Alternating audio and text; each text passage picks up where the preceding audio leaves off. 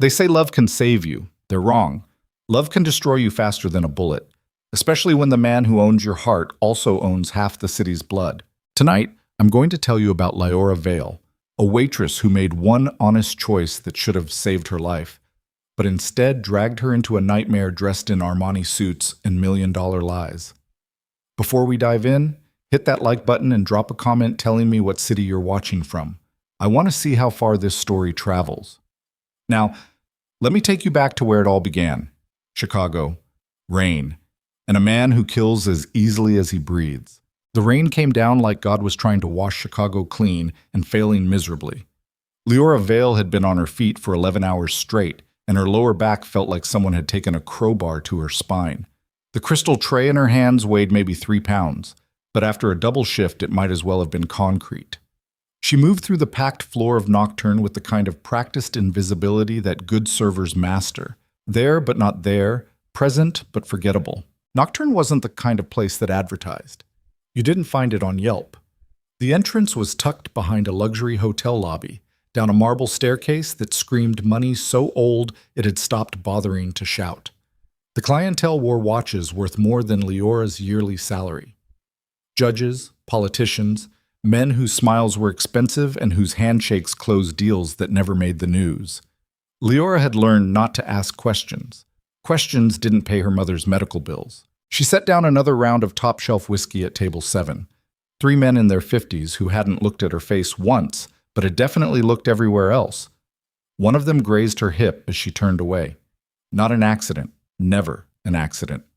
She kept walking, jaw tight, counting down the 90 minutes until her shift ended and she could collapse into the ancient Honda Civic that might or might not start on the first try. The music was some kind of jazz electronic fusion that probably cost a fortune to license. Low lights, chrome fixtures, everything designed to make people feel like they were somewhere dangerous and exclusive. Lyora found it exhausting. She'd been working at Nocturne for 8 months, ever since the hospital bills for her mother's treatment had crossed into 5-figure territory and kept climbing. Stage 4. Inoperable. Experimental treatments that insurance called elective. Lyora called them the difference between life and death. She pushed through the service door into the back hallway where the fantasy cracked and revealed the machinery underneath. Fluorescent lights, stained concrete, the kitchen staff shouting in 3 different languages. Reality tasted like grease and desperation. "Table 12 needs another bottle of the Macallan," Jesse said, brushing past her with a tray of appetizers that probably cost more than her rent. "The 25-year? Is there any other kind for table 12? Lyora grabbed the bottle from the locked cabinet, signed the inventory sheet, and headed back out. Table 12 sat in the corner, half hidden behind a decorative screen that suggested privacy without providing any. She'd served them before. Quiet types, big tippers. The kind of men who discussed business in low voices and never raised their hands for service. They just looked at you and expected you to materialize. She was 3 steps away when the front entrance opened and the entire room changed. It wasn't loud. Nobody gasped. But every conversation within 20 feet died like someone had cut the power. Heads turned. Security staff straightened against the walls, hands moving subtly toward concealed weapons. Even the music seemed to drop in volume, though that was probably Lyora's imagination. The man who walked in stood maybe 6'2", dark hair swept back, wearing a suit that probably cost more than her car and every piece of furniture in her apartment combined. He moved like violence wrapped in silk, smooth, controlled, and absolutely certain that the world would get out of his way. Dante Ravero. Lyora knew the name the same way she knew not to walk through certain neighborhoods after dark. Whispers. Rumors, the kind of stories people told in lowered voices when they thought management wasn't listening. Shipping companies. Real estate. Political campaigns.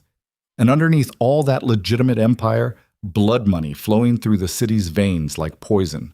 He scanned the room with dark eyes that missed nothing, and Lyora felt her stomach drop when his gaze landed on her for a half second before moving on. She forced herself to keep walking toward table 12, to pretend she hadn't noticed, to become invisible again. But her hands were shaking when she poured the Macallan. Dante took a seat at table 3, the best table in the house, the one that was supposedly always reserved but mysteriously available whenever he showed up. Two men accompanied him, both wearing the kind of blank expressions that suggested they were paid to hurt people and enjoyed their work. Leora finished with table 12 and retreated toward the service station, hoping desperately that someone else would get assigned to Dante's section. Her coworker Marcus usually handled the VIP tables. Marcus, who had been working at Nocturne for 5 years and knew how to navigate the kind of clientele who expected deference without servility, attention without intrusion. Leora. The floor manager, Cameron, appeared at her elbow. Table 3. Marcus usually... Marcus called in sick. You're up. Her throat went dry. I don't... $300 minimum auto gratuity. You want it or not? $300. That was 2 weeks of groceries, a partial payment on the stack of past due notices papering her kitchen counter. The difference between keeping the electricity on and sitting in the dark. I'll take it, she heard herself say. Cameron nodded once and disappeared. Leora took a breath that didn't quite fill her lungs and walked toward table 3 with her order pad and her customer service smile and the crawling certainty that this was a mistake. Dante was reading something on his phone when she approached. Up close, he looked older than she'd expected. Early 30s, maybe, with the kind of face that was handsome in a harsh way, all sharp angles and old scars poorly hidden. A thin white line ran along his jaw. Another disappeared into his hairline above his left temple. Good evening. Her voice came out steady, professional. Small miracle. Can I start you with something to drink? He looked up from his phone and the world narrowed to the 6 feet between them. His eyes were almost black in the low light. They moved over her face with an intensity that felt physical, like he was cataloging every detail and filing it away for later use. Not sexual, or not just sexual. Something else. Something that made her want to step back even though she hadn't moved. Whiskey, he said. His voice was lower than she expected, rougher. Neat. The Pappy Van Winkle, if you have it. We do. Good. He went back to his phone, dismissing her. Leora retreated with her skin prickling like she'd just been evaluated and measured for something she didn't understand. The two men with Dante hadn't even glanced at her. They sat motionless, watching the room with the focused intensity of hunting dogs waiting for the command to attack. She poured the bourbon with hands that had finally stopped shaking and brought it back on a small tray. Set it down carefully in front of Dante without spilling a drop. Thank you. He didn't look up this time. She started to leave. You're new. Leora stopped, turned back. 8 months. First time serving table 3. It wasn't a question, but she answered anyway. Yes. Now he did look up, studied her again with that same unreadable intensity. What's your name? Every instinct screamed at her not to answer, but Cameron was watching from across the room, and $300 was $300. And saying, I'd rather not tell you, to a man like Dante Ravero was probably a career-limiting move. Leora. He repeated it once, softly, like he was testing how it felt, then nodded. Thank you, Leora. She escaped to the service station and tried to ignore the feeling that something had just shifted in a way she couldn't take back. The rest of Dante's visit was uneventful. He nursed his bourbon, had a quiet conversation with his associates that Leora couldn't hear and didn't want to. Ordered nothing else. Sat there for maybe 45 minutes before standing, buttoning his jacket, and heading for the exit. Leora was clearing table 9 when she saw him leave. She felt the tension drain from her shoulders like water. Then Cameron appeared again. Table 3 left something. Her stomach clenched. What? Go check. She walked over on legs that felt disconnected from her body. The table was empty except for a black leather card case sitting exactly where Dante had been sitting. She picked it up carefully, like it might explode. Heavy, expensive. Definitely not something you left behind by accident. Cameron was suddenly beside her. Open it. I don't think... Open it. She flipped it open. Inside were 4 credit cards, a driver's license, and a thick stack of $100 bills held together with a silver clip. Her brain tried to count them and gave up somewhere around 2,000. Holy shit, Cameron breathed. Leora's hand started shaking again. Because men like Dante Ravero didn't forget things, didn't leave behind wallets full of cash and cards and identification, which meant this was intentional. The question was why. We need to call him, Cameron said. Get his contact info from the reservation system. Or we could turn it in to the police. Cameron gave her a look that suggested she'd just proposed flying to the moon. You want to report Dante Ravero to the Chicago PD? Really? I want to give him back his property and forget this happened. Then you're delivering it tonight. Her stomach dropped. What? You were his server, customer service, personal touch. Cameron's smile was sharp and insincere. Besides, if he tips you for returning it, Nocturne gets 20% of anything over 1,000. Of course, always about the money. I don't know where he lives. Lakeshore Drive, the Ravero building. Cameron pulled out his phone, pulled up an address. Penthouse, obviously. Security will let you up if you tell them what you're returning. Cameron, I don't, Lyora, this is a $5,000 opportunity minimum. Possibly a lot more if he's grateful. You want it, or should I send Marcus tomorrow? Marcus, who was supposedly sick, but would miraculously recover for a $5,000 tip. Marcus, who had rent paid through next month and a car that actually started reliably. Lyora looked at the card case in her hands, at the stack of bills visible through the opening, at the credit cards that could buy her mother another month of treatment, another scan, another desperate chance at more time. I'll go, she said quietly. 20 minutes later, she was driving through downtown Chicago in her dying Honda with Dante Ravero's wallet on the passenger seat and her heart hammering against her ribs like it was trying to escape. The rain had gotten worse. Her windshield wipers could barely keep up. The defrost wasn't working properly, so the glass kept fogging up, forcing her to wipe it clear with her sleeve every few minutes. The radio played static-laced pop music that did nothing to calm her nerves. She knew this was stupid. Knew she should have insisted on calling, on mailing it, on literally any option that didn't involve showing up at a crime lord's house at midnight with his property in her hands. But $300 from tonight plus whatever Dante might give her for returning this, that could be a partial payment on the hospital bill. Could be the difference between another treatment cycle and watching her mother die because Lyora couldn't scrape together enough money to keep her alive. The Ravero building rose up on Lakeshore Drive like a monument to money and power. 40 stories of glass and steel overlooking Lake Michigan. The lobby was all marble and modern art, and a security desk staffed by 2 men who looked like they bench-pressed small cars for fun. Lyora walked in dripping rainwater onto the polished floor, probably looking exactly like what she was, a broke waitress in a cheap coat who didn't belong here. Help you? One of the security guards didn't quite sneer. Almost, though. I'm here to return something to Mr. Ravero. She held up the card case.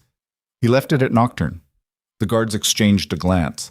One of them picked up a phone, spoke quietly for a moment, then hung up and nodded to his partner.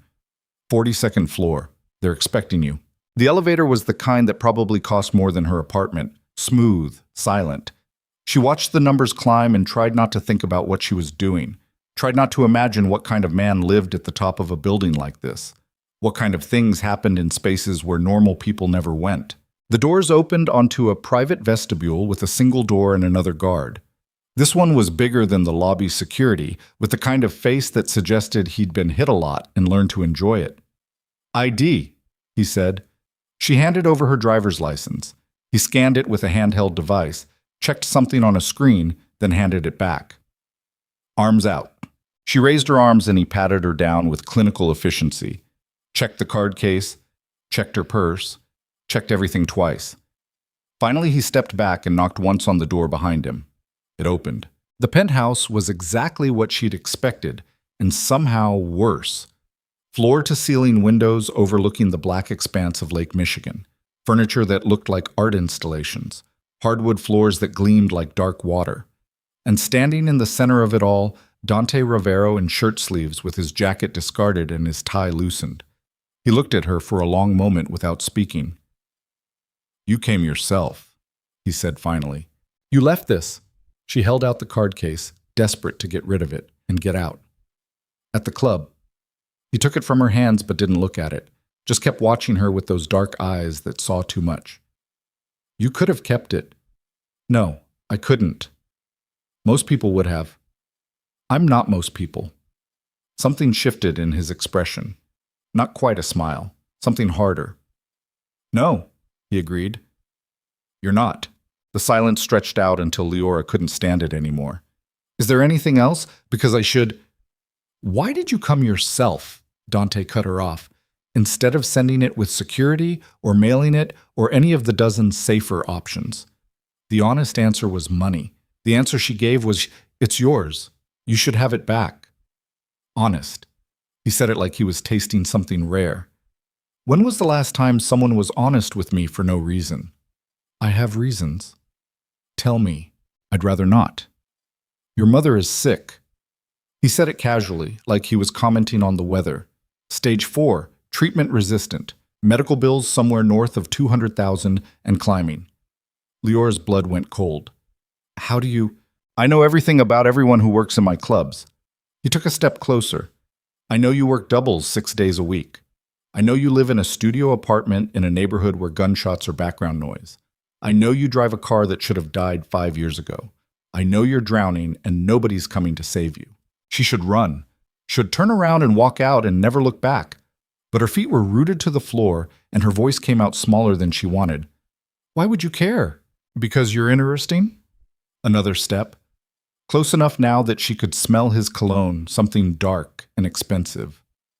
You serve men who would buy you if they could, and you never once looked at them with anything but professional courtesy. You work yourself to exhaustion for a mother who's dying anyway. And when you had a chance to steal from me, from the one man in this city who would never have known or cared about a few $1,000s, you drove through a storm to return it instead. That doesn't make me interesting. That makes me honest. Same thing in my world. Your world is not my world. Not yet. He smiled then, and it was worse than the expressionless mask because now she could see the predator underneath. I have a job offer for you, Leora. Every alarm bell in her head started screaming. I have a job! You have 2 jobs that are killing you and still not covering your mother's treatment. I'm offering you something better. I don't...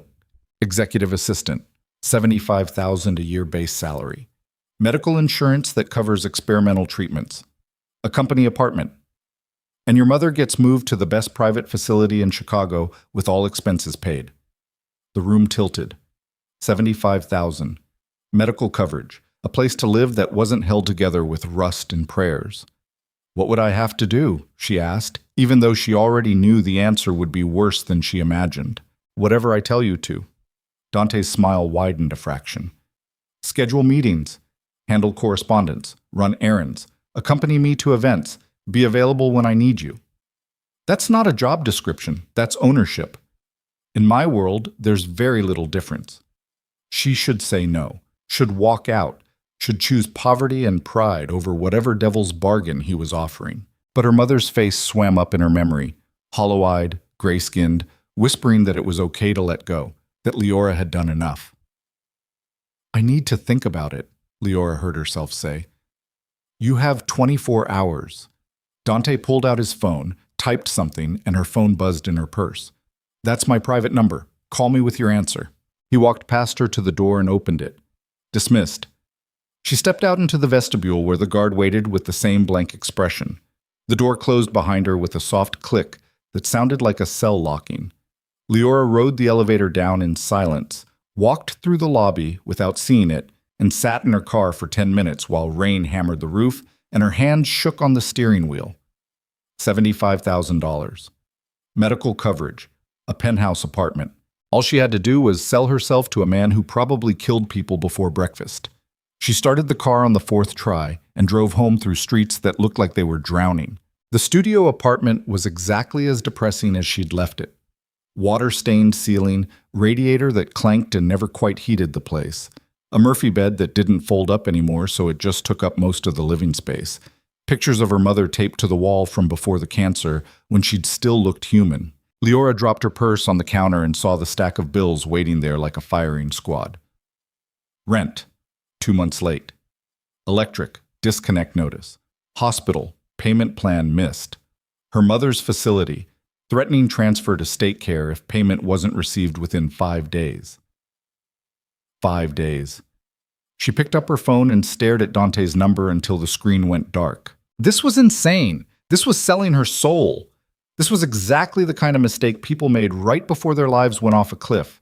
But her mother had 5 days. Leora hit redial before she could change her mind. He answered on the first ring. That was faster than 24 hours. I have conditions. Tell me. My mother gets moved tomorrow. Full treatment, best facility, and I want it in writing that if anything happens to me, her care continues. Silence on the other end. Then, done. I keep my own apartment. I'm not living in some place you control. Non-negotiable. You live where I can protect you, or the deal's off. Why would I need protection? Because the second you start working for me, you become a target for everyone who wants to hurt me, which in this city is approximately everyone. His voice was flat, final. You take the apartment, or there's no deal. She closed her eyes, felt the trap closing around her. Fine. Anything else? If I want out, if I decide this isn't working, I can leave. No retaliation, no punishment. Just let me go. Another pause. Longer this time. You can ask to leave. Whether I let you is a different question. That's the deal, Leora. Take it or walk away now. The disconnect notice on her counter. Her mother's hollow face. 5 days. I'll take it, she whispered. Be at the Ravero building tomorrow at 9. There will be a badge waiting for you at security. He hung up without saying goodbye. Leora sat on the edge of her broken Murphy bed and stared at nothing while the radiator clanked and water dripped somewhere in the wall, and her whole life cracked open like an egg. Somewhere across the city, in a penthouse she'd just left, Dante Ravero stood at his window, looking out over Chicago, while rain streaked the glass. Rafael Cruz, his head of security, stood behind him in the shadows. She took it, Dante said quietly. You knew she would. I hoped she would. He touched the window where rain made the city look like it was melting. How long were you watching her? 6 months. Like you asked. And? Clean. No criminal record, no connections, no complications. Exactly what you wanted. Dante was quiet for a long time. Then, she looks like her. Rafael said nothing, because there was nothing to say. They both knew who her was. Same eyes, Dante continued, his voice soft and dangerous. Same way of moving. Same stubborn pride that's going to get her killed if someone doesn't protect her. You're playing a dangerous game. I've been playing dangerous games my whole life. Dante turned away from the window, and his face was empty of everything except cold purpose. She just doesn't know she's already lost. Leora woke up at 6 in the morning with her alarm screaming and her stomach in knots. She'd slept maybe 3 hours, twisted up in sheets that smelled like the desperation she couldn't wash out no matter how much detergent she used. Her phone sat on the milk crate she used as a nightstand. Dante's number burned into the recent calls like a brand. She showered in water that never got fully hot, dressed in the only professional outfit she owned, black slacks with a loose thread at the hem, and a white blouse that had seen better days 3 years ago. Her reflection in the cracked bathroom mirror looked like a woman walking to her own execution, pale, hollow-eyed, afraid. Good. She should be afraid. The Ravero building looked different in daylight, less like a monument and more like a threat. All that glass catching the morning sun like a blade. Leora pushed through the revolving doors at 8:55 with her purse clutched against her side and her heart trying to climb out through her throat.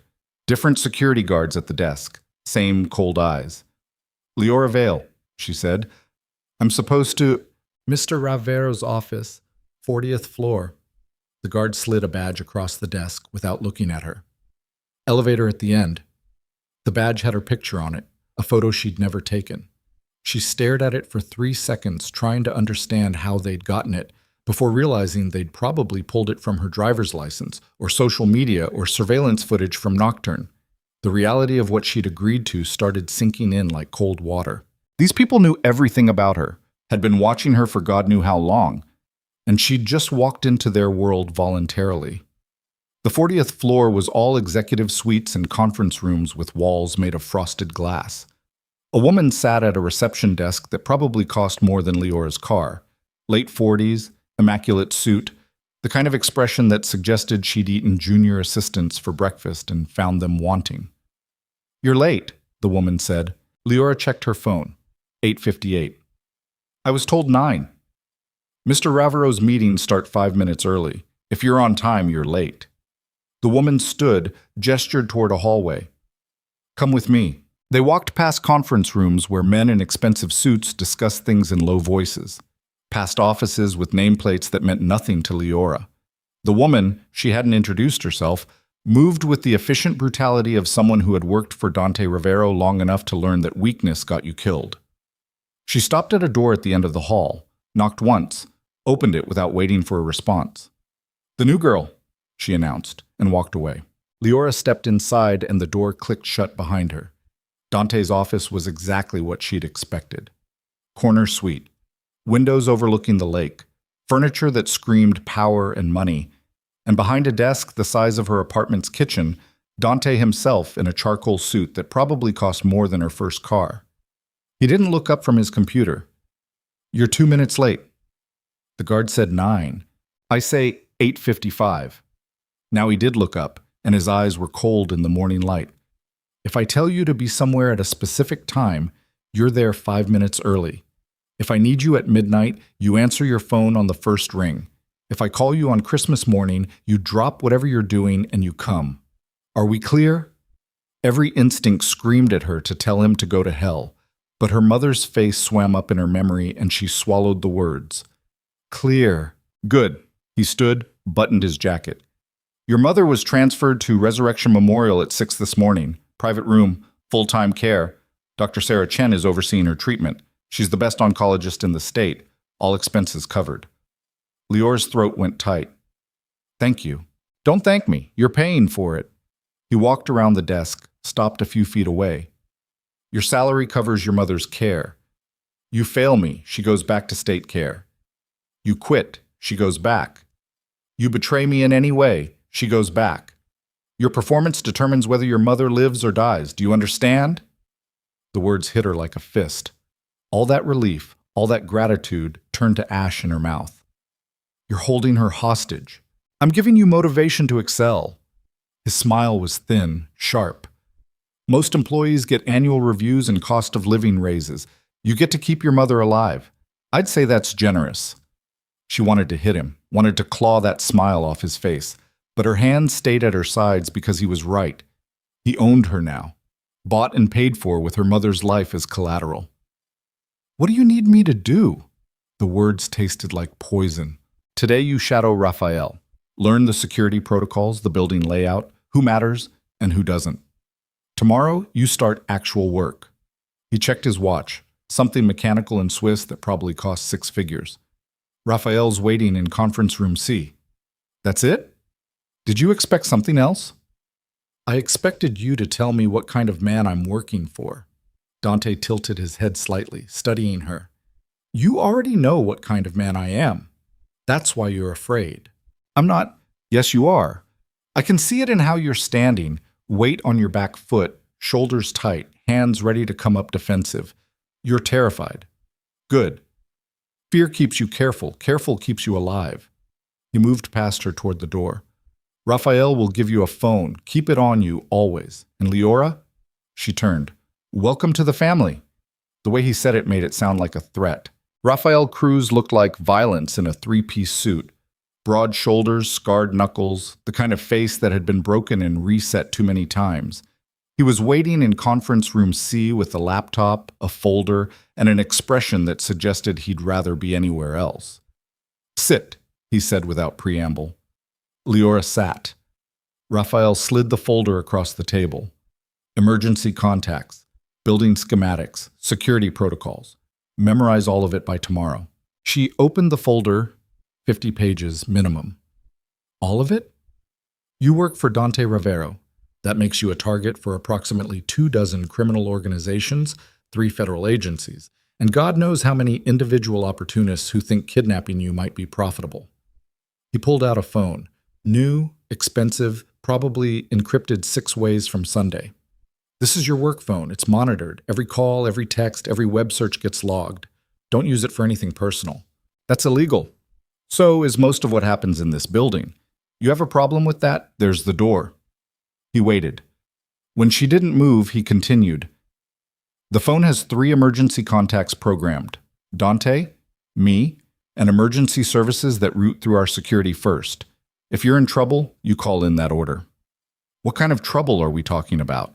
The kind where someone puts a gun to your head and asks what you know about Dante's business operations. Raphael's voice was flat, clinical. The kind where you get grabbed off the street and wake up in a basement somewhere. The kind where you answer the door and the person on the other side isn't delivering pizza. Leora's mouth went dry. Has that happened before? To the last assistant? No. She quit after 2 months because she couldn't handle the stress. Raphael leaned back in his chair. Before her, there was a guy named Marcus. He lasted 6 weeks before he tried to sell information to the Moretti family. They found him in the Chicago River with his tongue cut out. Jesus Christ. Wrong name to invoke in this building. Dante doesn't appreciate religious references. She filed that away with all the other terrifying information accumulating in her head. Why are you telling me this? Because Dante thinks you're special, different, someone who might actually last. Raphael's eyes were dark, unreadable. I think you're going to get yourself killed within a month. But until then, my job is keeping you breathing. How reassuring. I'm not here to reassure you. I'm here to make sure you understand the reality of what you signed up for. He pulled out another folder, this one thinner. These are the people you need to recognize on sight. Memorize the faces. Leora opened it. Photos, names, brief descriptions. Adrian Moretti, 31, heir to the Moretti crime family, considered extremely dangerous. Vincent Calabrese, 45, runs the Southside drug trade, known for brutality. Senator Richard Blackwood, 58, on Dante's payroll, useful but unreliable. 20 faces, 20 names, 20 people who might want her dead just for standing next to Dante Ravero. This is insane, she whispered. Yes, it is. Raphael stood. Come on. Building tour. The next 3 hours were a blur of elevators, security checkpoints, and information she couldn't possibly retain. Raphael walked her through the building like a soldier giving reconnaissance briefings. 3rd floor, shipping logistics and import-export operations. 12th floor, real estate holdings and property management. 25th floor, political consulting and campaign offices. All legitimate businesses, all carefully structured to hide the blood money flowing underneath. Everything above the 20th floor is clean, Raphael explained as they rode the elevator back down. Everything below is complicated, and the sub-basement, you never go to the sub-basement unless Dante specifically orders it. What's in the sub-basement? Raphael looked at her like she'd asked to see his gun. Things you don't want to know about. They stopped for lunch at the building's private cafeteria, some kind of upscale place where the food probably cost more than Leora used to spend on groceries in a week. Raphael ate a sandwich in silence while Leora pushed a salad around her plate and tried not to think about Marcus with his tongue cut out. You knew him, she said finally. The guy who died. Raphael took a drink of water. I was the one who found him. Did you? She couldn't finish the question. Kill him? No. That was Adrian Moretti's people. They wanted to send a message to Dante about what happens when you try to play both sides. He set down his glass. Marcus was stupid, greedy, thought he could make a quick score selling information and disappear. Instead, he disappeared permanently. And you just accepted that. I work for Dante Ravero. Acceptance isn't part of the job description. Following orders is. His eyes met hers across the table. You're going to see things working here that will keep you up at night. You're going to learn things you can never unknow. The question isn't whether you can accept it. The question is whether you can live with it. Leora set down her fork. Can you? For the first time, something like emotion crossed Raphael's face. I stopped asking myself that question 5 years ago. They finished lunch in silence. The afternoon was more protocols. How to screen Dante's calls, how to manage his calendar, which meetings she was allowed to sit in on, and which ones she needed to make herself scarce for. The politics of the organization, who had power, who wanted it, who was dangerous to cross. By 4 o'clock, Leora's head was pounding, and she'd filled half a notebook with information she desperately hoped she'd never need. Raphael checked his watch. Dante wants to see you. Conference room A. Her stomach dropped. Why? Probably to see if you're smart enough to survive day 1. He stood. Good luck. Conference room A was bigger than the others, with a table that could seat 20 and windows overlooking Lake Michigan. Dante stood at the far end with 2 other men, one in his 50s with silver hair and the coldest eyes Leora had ever seen, the other younger, maybe late 20s, with the nervous energy of someone trying too hard to impress. All three turned when she entered. "Gentlemen, this is Leora Vale, my new executive assistant." Dante gestured her forward. "Leora, this is Vincent Calabrese and his son Marco." Vincent Calabrese. She remembered the photo from Raphael's folder. South Side drug trade, known for brutality. She forced herself to step forward to meet Vincent's eyes without flinching. "Mr. Calabrese. Ravero's hiring them young and pretty these days," Vincent said. His voice was rough, like gravel in a mixer. "Your last assistant was built like a linebacker and had a face that could stop a clock. Marcus lacked certain qualities I value." Dante's tone was mild, but his eyes weren't. "Leora has proven more reliable." "Reliable how?" Marco asked. He was staring at Leora with an intensity that made her skin crawl. "What makes her special? She returned something valuable when she could have kept it. Most people would have stolen from me. She didn't." Dante moved to stand beside Leora, close enough that she could feel the heat coming off him. "Integrity is rare. I pay well for it." Vincent snorted. "Integrity, in our line of work. Which is why it's valuable." The older man studied Leora for a long moment, and she felt like a piece of meat being evaluated at a butcher shop. "She know what you do?" "She's learning. And she's okay with it?" "She doesn't have a choice." Dante's hand landed on Leora's shoulder, not quite gentle. "Her mother's medical care depends on her continued employment. That tends to inspire loyalty." Something ugly flickered in Vincent's expression. "Holding family hostage. I thought you were above that." "I'm above nothing when it comes to protecting my interests." The pressure on Leora's shoulder increased slightly. "But I treat my people well. Leora's mother is receiving the best care money can buy. In return, Leora provides exceptional service. It's a fair exchange." "Fair," Vincent laughed, the sound harsh. "You got a strange definition of fair, Ravero." "I have a practical definition, which is why I'm still alive and most of my enemies aren't." Dante's hand dropped from Leora's shoulder. "Now about the shipping schedule we discussed." The conversation shifted to business. Routes. Timing. Something about a container ship arriving from overseas with cargo that needed special handling. Leora tried to follow, but half the terms were code she didn't understand. She stood there feeling useless and exposed while three criminals discussed what was probably enough illegal activity to put them all away for life. Marco kept staring at her. Not with attraction exactly. Something else. Something calculating. The meeting lasted another 20 minutes before Vincent stood, buttoned his jacket. "We'll handle it on our end, but if anything goes wrong—" "Nothing will go wrong," Dante said. "It better not. I got people watching, waiting for you to slip." Vincent's smile was all teeth. "One mistake, Ravero. That's all I need. Then you'll be waiting a long time." The Calabreses left. The door clicked shut behind them. Dante turned to Leora. "What did you think?" She didn't know what to say. "They're terrifying." "Yes, they are. Vincent's killed more people than you've met in your entire life. His son is worse. All of his father's brutality with none of the restraint." Dante walked to the window, looked out at the city. "And they're allies. Imagine what my enemies are like." "Why did you want me there?" "Because you need to understand who we're dealing with. The smiles, the handshakes, the polite business discussions. Underneath all of it, everyone in that room would gut each other for the right price." He turned back to face her. "Including me." "Then why work with them?" "Because power requires partnerships. You can't control an entire city alone.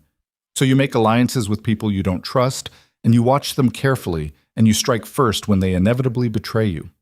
His eyes were dark, flat. "That's the game, Leora. That's the world you're part of now."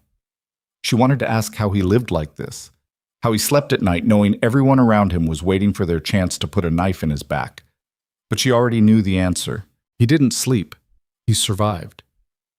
"Raphael says I need to memorize the security protocols by tomorrow." "You do? That's 50 pages. Then you better start reading." He checked his watch again. "You're done for today. Car's waiting downstairs to take you to your new apartment." "I haven't packed my things yet." "Already handled. Everything from your old place is being moved as we speak." He moved past her toward the door. "The apartment's furnished. Anything else you need, submit a request to Raphael and it'll be provided. You move my things without asking? Dante stopped at the door. I don't ask permission, Leora. I give orders and expect them to be followed. The sooner you understand that, the easier this will be for both of us. He left. The door closed.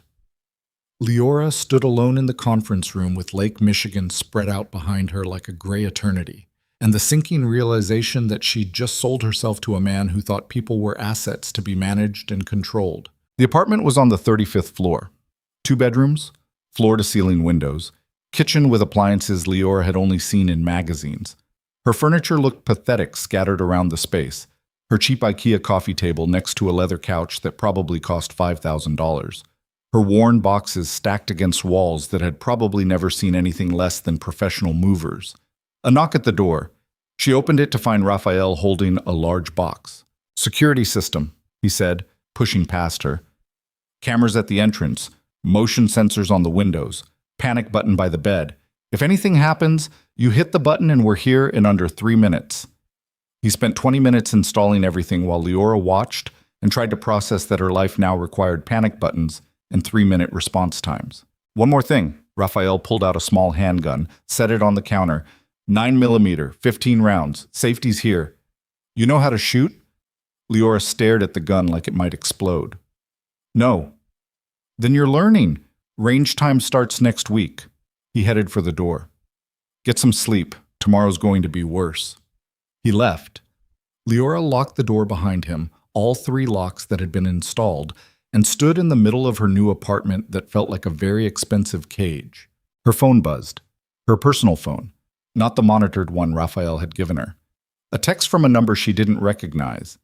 Congratulations on the new job. Hope you enjoy working for a killer. A friend. Her blood went cold. She stared at the message for 10 seconds before deleting it with shaking hands. Someone was watching her. Someone knew where she worked.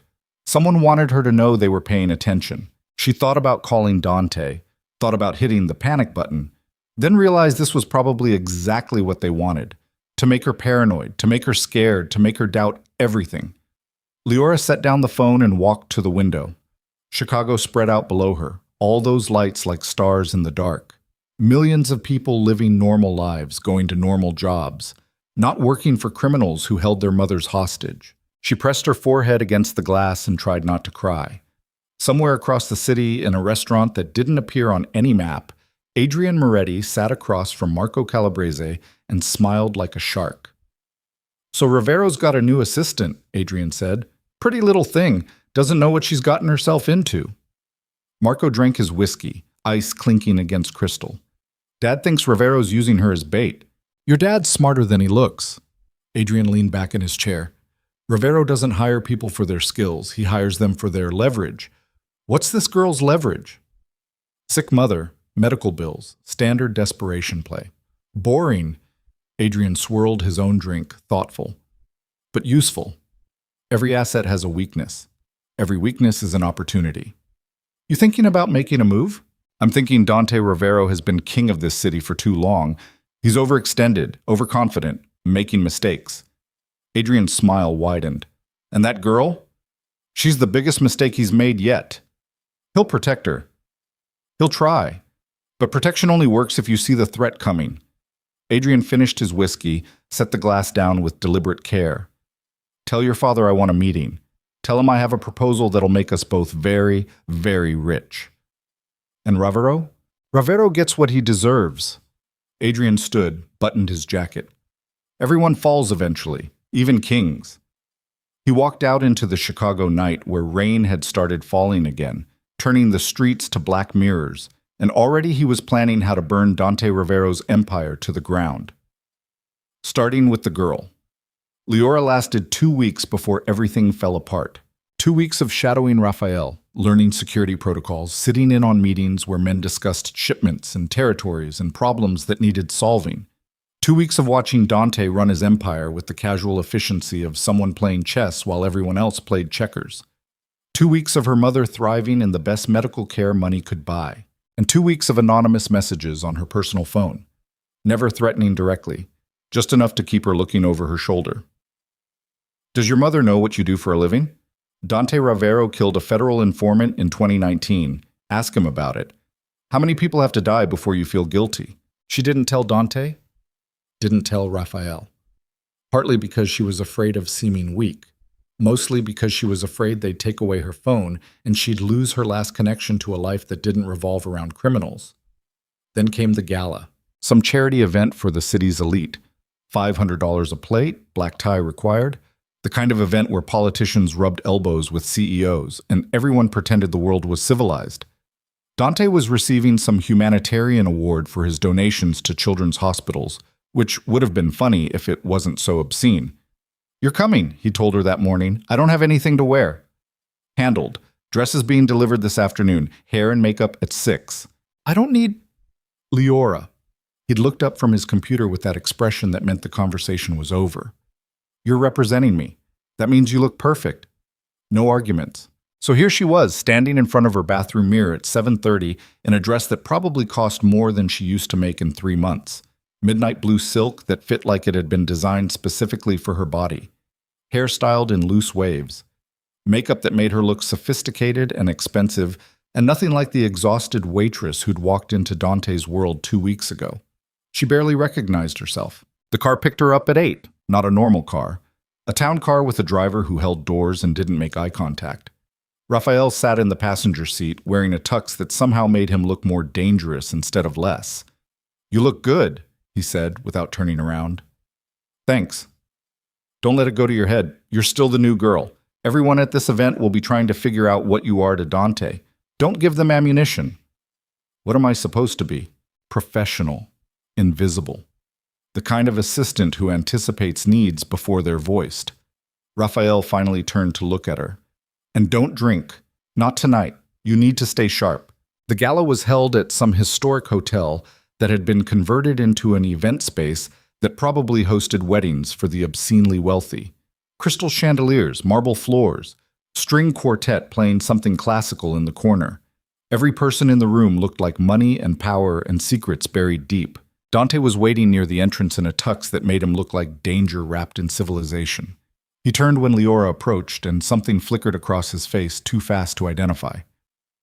"You clean up well," he said. "Raphael threatened me."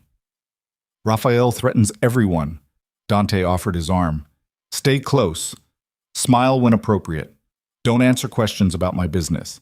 If anyone makes you uncomfortable, find me immediately."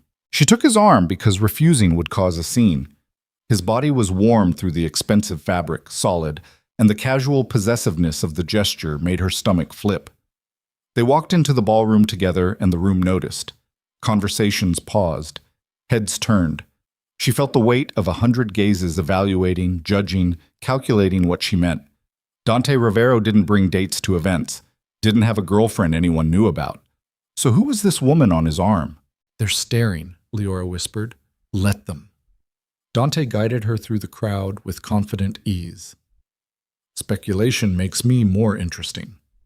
They made the rounds, shaking hands with politicians who smiled too wide, nodding to business executives who probably knew exactly what Dante really did for a living, making small talk with people who had enough money to buy small countries and enough arrogance to think they deserved it. Leora played her part, smiled, laughed at jokes that weren't funny, stayed one step behind Dante and tried to look like she belonged in a room full of predators.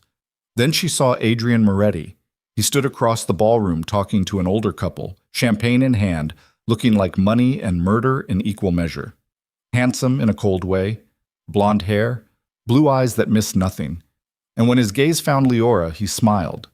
She felt Dante tense beside her. "That's Adrian Moretti," he said quietly. "I remember the photo. He's dangerous. If he approaches you, be polite but distant. Don't engage more than necessary." Dante's hand tightened slightly on her arm. "And don't let him get you alone." "Why would he want to?" "Because he knows hurting you would hurt me." Before Leora could process that, Adrian was walking toward them with the confidence of someone who knew exactly how much power he wielded. "Dante," he said warmly, like they were old friends. "Great event. That humanitarian award must feel ironic." "Adrian." Dante's voice was cold enough to freeze blood. "Didn't expect to see you here. Charity isn't usually your style." I'm expanding my interests, trying to be more community-minded. Adrian's eyes slid to Leora. And who's this? My assistant. Your assistant? Adrian's smile widened. Does your assistant have a name? Leora Vale, she said before Dante could answer. Adrian took her hand, kissed the knuckles with theatrical courtesy. Charming. Tell me, Leora, how are you finding your new position? Educational. I bet. He still held her hand. Dante's a demanding boss. I hope he's treating you well. He is. Good, because if you ever need anything, a different perspective perhaps, or just someone to talk to about the complexities of working in our industry, I'm always available. He released her hand, pulled out a business card. My private number. Leora took the card because refusing would have been rude. Dante's entire body had gone rigid beside her, coiled tension waiting to explode. We should go, Dante said. People to see. Of course. Enjoy your evening. Adrian nodded to Leora. A pleasure meeting you. I have a feeling we'll be seeing more of each other. He walked away. Dante waited until he was out of earshot before speaking. Throw away that card. He was just being polite. He was marking territory, letting me know he's noticed you, that you're a vulnerability he can exploit. Dante's jaw was clenched tight. Adrian Moretti doesn't do polite. He does calculated. And whatever he's calculating involves hurting me through you. Leora looked down at the business card. Simple, elegant, just a name and a phone number. She slipped it into her clutch. Dante saw. His eyes went dark. Leora, I'm not throwing it away in the middle of a ballroom. I'll do it later. She met his gaze steadily. I'm not stupid. I know he's dangerous. Then act like it. The rest of the evening passed in tense silence. Dante collected his award, gave a speech about giving back to the community that was either brilliantly ironic or completely shameless. They had dinner at a table with a senator and his wife who talked about tax policy like it was fascinating. Leora smiled and nodded and counted down the minutes until she could leave. Finally, mercifully, it ended. They rode back to the Ravero building in silence. Raphael drove. Dante stared out the window at the Chicago night. Leora sat with her hands folded in her lap and Adrian Moretti's business card burning a hole in her clutch. When they pulled up to the building, Dante finally spoke. Raphael will take you up. I have work to do. At midnight? Empires don't run themselves. He looked at her then, and his expression was unreadable. You did well tonight. Better than I expected. Thanks. But if Adrian contacts you again, you tell me immediately. You don't engage. You don't respond. You don't try to handle it yourself. Understood? Understood. He nodded once and got out of the car. Disappeared into the building like a shadow. Raphael turned around in the driver's seat. He's right, you know, about Adrian. I know. Then why'd you keep the card? Leora looked at him. Because if Adrian Moretti wants to talk to me, throwing away his business card won't stop him. At least this way I know he's coming. Raphael studied her for a long moment. Then something like respect crossed his face. You're smarter than I thought. That a compliment? Maybe. He turned back around. Come on, let's get you upstairs before Dante decides to fire us both. Leora lay in bed that night staring at the ceiling while Chicago glowed beyond her windows. The dress hung in her closet still smelling like expensive perfume and other people's money. Adrian Moretti's business card sat on her nightstand like a live grenade. She should throw it away. Should tell Dante. Should do exactly what she'd been told. Instead, she picked up her personal phone and stared at the anonymous messages that had been arriving for 2 weeks. Then she opened a new text to the number on Adrian's card and typed, "Why are you interested in me?" She stared at the message for 30 seconds, finger hovering over send. This was insane. This was exactly the kind of mistake that got people killed. She hit send. The response came back in less than a minute. Because you're the key to destroying Dante Ravero. And I always finish what I start. Leora's hand started shaking. Another message arrived before she could respond. Meet me tomorrow. Millennium Park, noon. Come alone. Or keep working for a man who's using you as bait. She should delete the messages. Should call Dante. Should hit the panic button Raphael installed.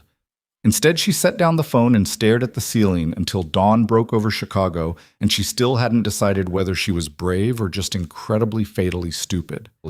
At noon the next day, Leora walked into Millennium Park alone with Adrian Moretti's card in her pocket and her work phone left behind in her apartment where no one could track her. She found him waiting by the bean, hands in his pockets, looking like a model for expensive menswear. "You came," he said. "Smart. I have 10 minutes. Talk. Direct. I like that." Adrian gestured toward a bench. "Sit." She didn't sit. "What do you want?" "To offer you a way out." He moved closer, voice dropping low. "Dante's holding your mother hostage. You know it. I know it.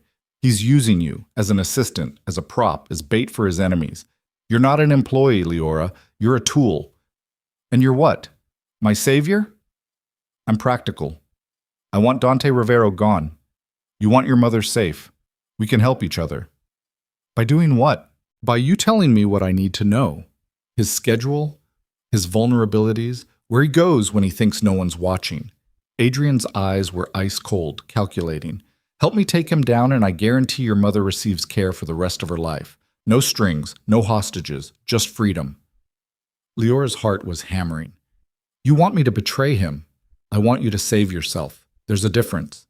And if I say no, then you keep working for a man who'll get you killed the second you stop being useful." Adrian pulled out his phone, showed her a photo. "Recognize her?" Leora stared at the screen. A woman, dark hair, maybe early 30s in the photo, dead eyes staring at nothing. "That's Elena Vasquez, Dante's last serious relationship. She lasted 3 years before she tried to leave." Adrian swiped to another photo. They found her in an alley with 3 bullets in her chest. Officially ruled a gang hit. Unofficially, everyone knows Dante ordered it. Leora's mouth went dry. "You're lying." "I'm not. Check the police reports if you don't believe me. Elena Vasquez died 4 years ago. And you know what's interesting?" Adrian leaned closer. "You look just like her." The world tilted. "Dante doesn't love you, Leora. He doesn't even see you. He sees a ghost, a replacement for something he lost." Adrian pocketed his phone. "You're not special. You're a substitute. And when he gets bored or you outlive your usefulness, you'll end up just like Elena." Leora took a step back, her mind reeling. "Think about it," Adrian said. You have my number. When you're ready to save your own life, call me." He walked away, leaving Leora standing alone by the bean, with her entire world cracking apart. She made it back to her apartment before the shaking started. Made it to the bathroom before she threw up. Made it to her bed before the tears came. Elena Vasquez, Dante's last relationship, dead in an alley. And Leora looked just like her. She grabbed her personal laptop, the one that wasn't monitored, and searched. Found the news articles, found the obituary, found photos of Elena Vasquez alive and smiling, and yes, they could have been sisters. Same dark hair, same build, same eyes. Leora stared at a photo of a dead woman who wore her face and felt something inside her break. Her work phone buzzed, a text from Dante. "Where are you?" She stared at the message, thought about responding, thought about confessing everything, thought about demanding the truth. Instead, she turned off the phone and lay in the dark while Chicago moved around her, and she tried to figure out whether she was working for her savior or her killer.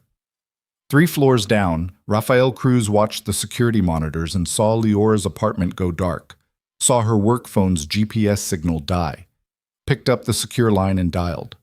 "We have a problem," he told Dante. "What kind of problem?" "The girl went dark, met with Adrian Moretti at noon, left her work phone behind." Rafael's voice was flat, professional. "She's either been compromised or she's about to be." Silence on the other end. Then, "Find her." "Already on it. But Dante, if she's working with Moretti." "She's not." "How do you know?" "Because I know her." Dante's voice was quiet, dangerous. "Find her. Bring her to me." "And Rafael?" "Yeah?" "If Adrian touched her, I want his head." The line went dead.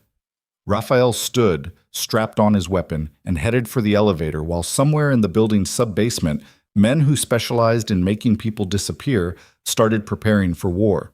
Because Dante Ravero had just declared open season on Adrian Moretti.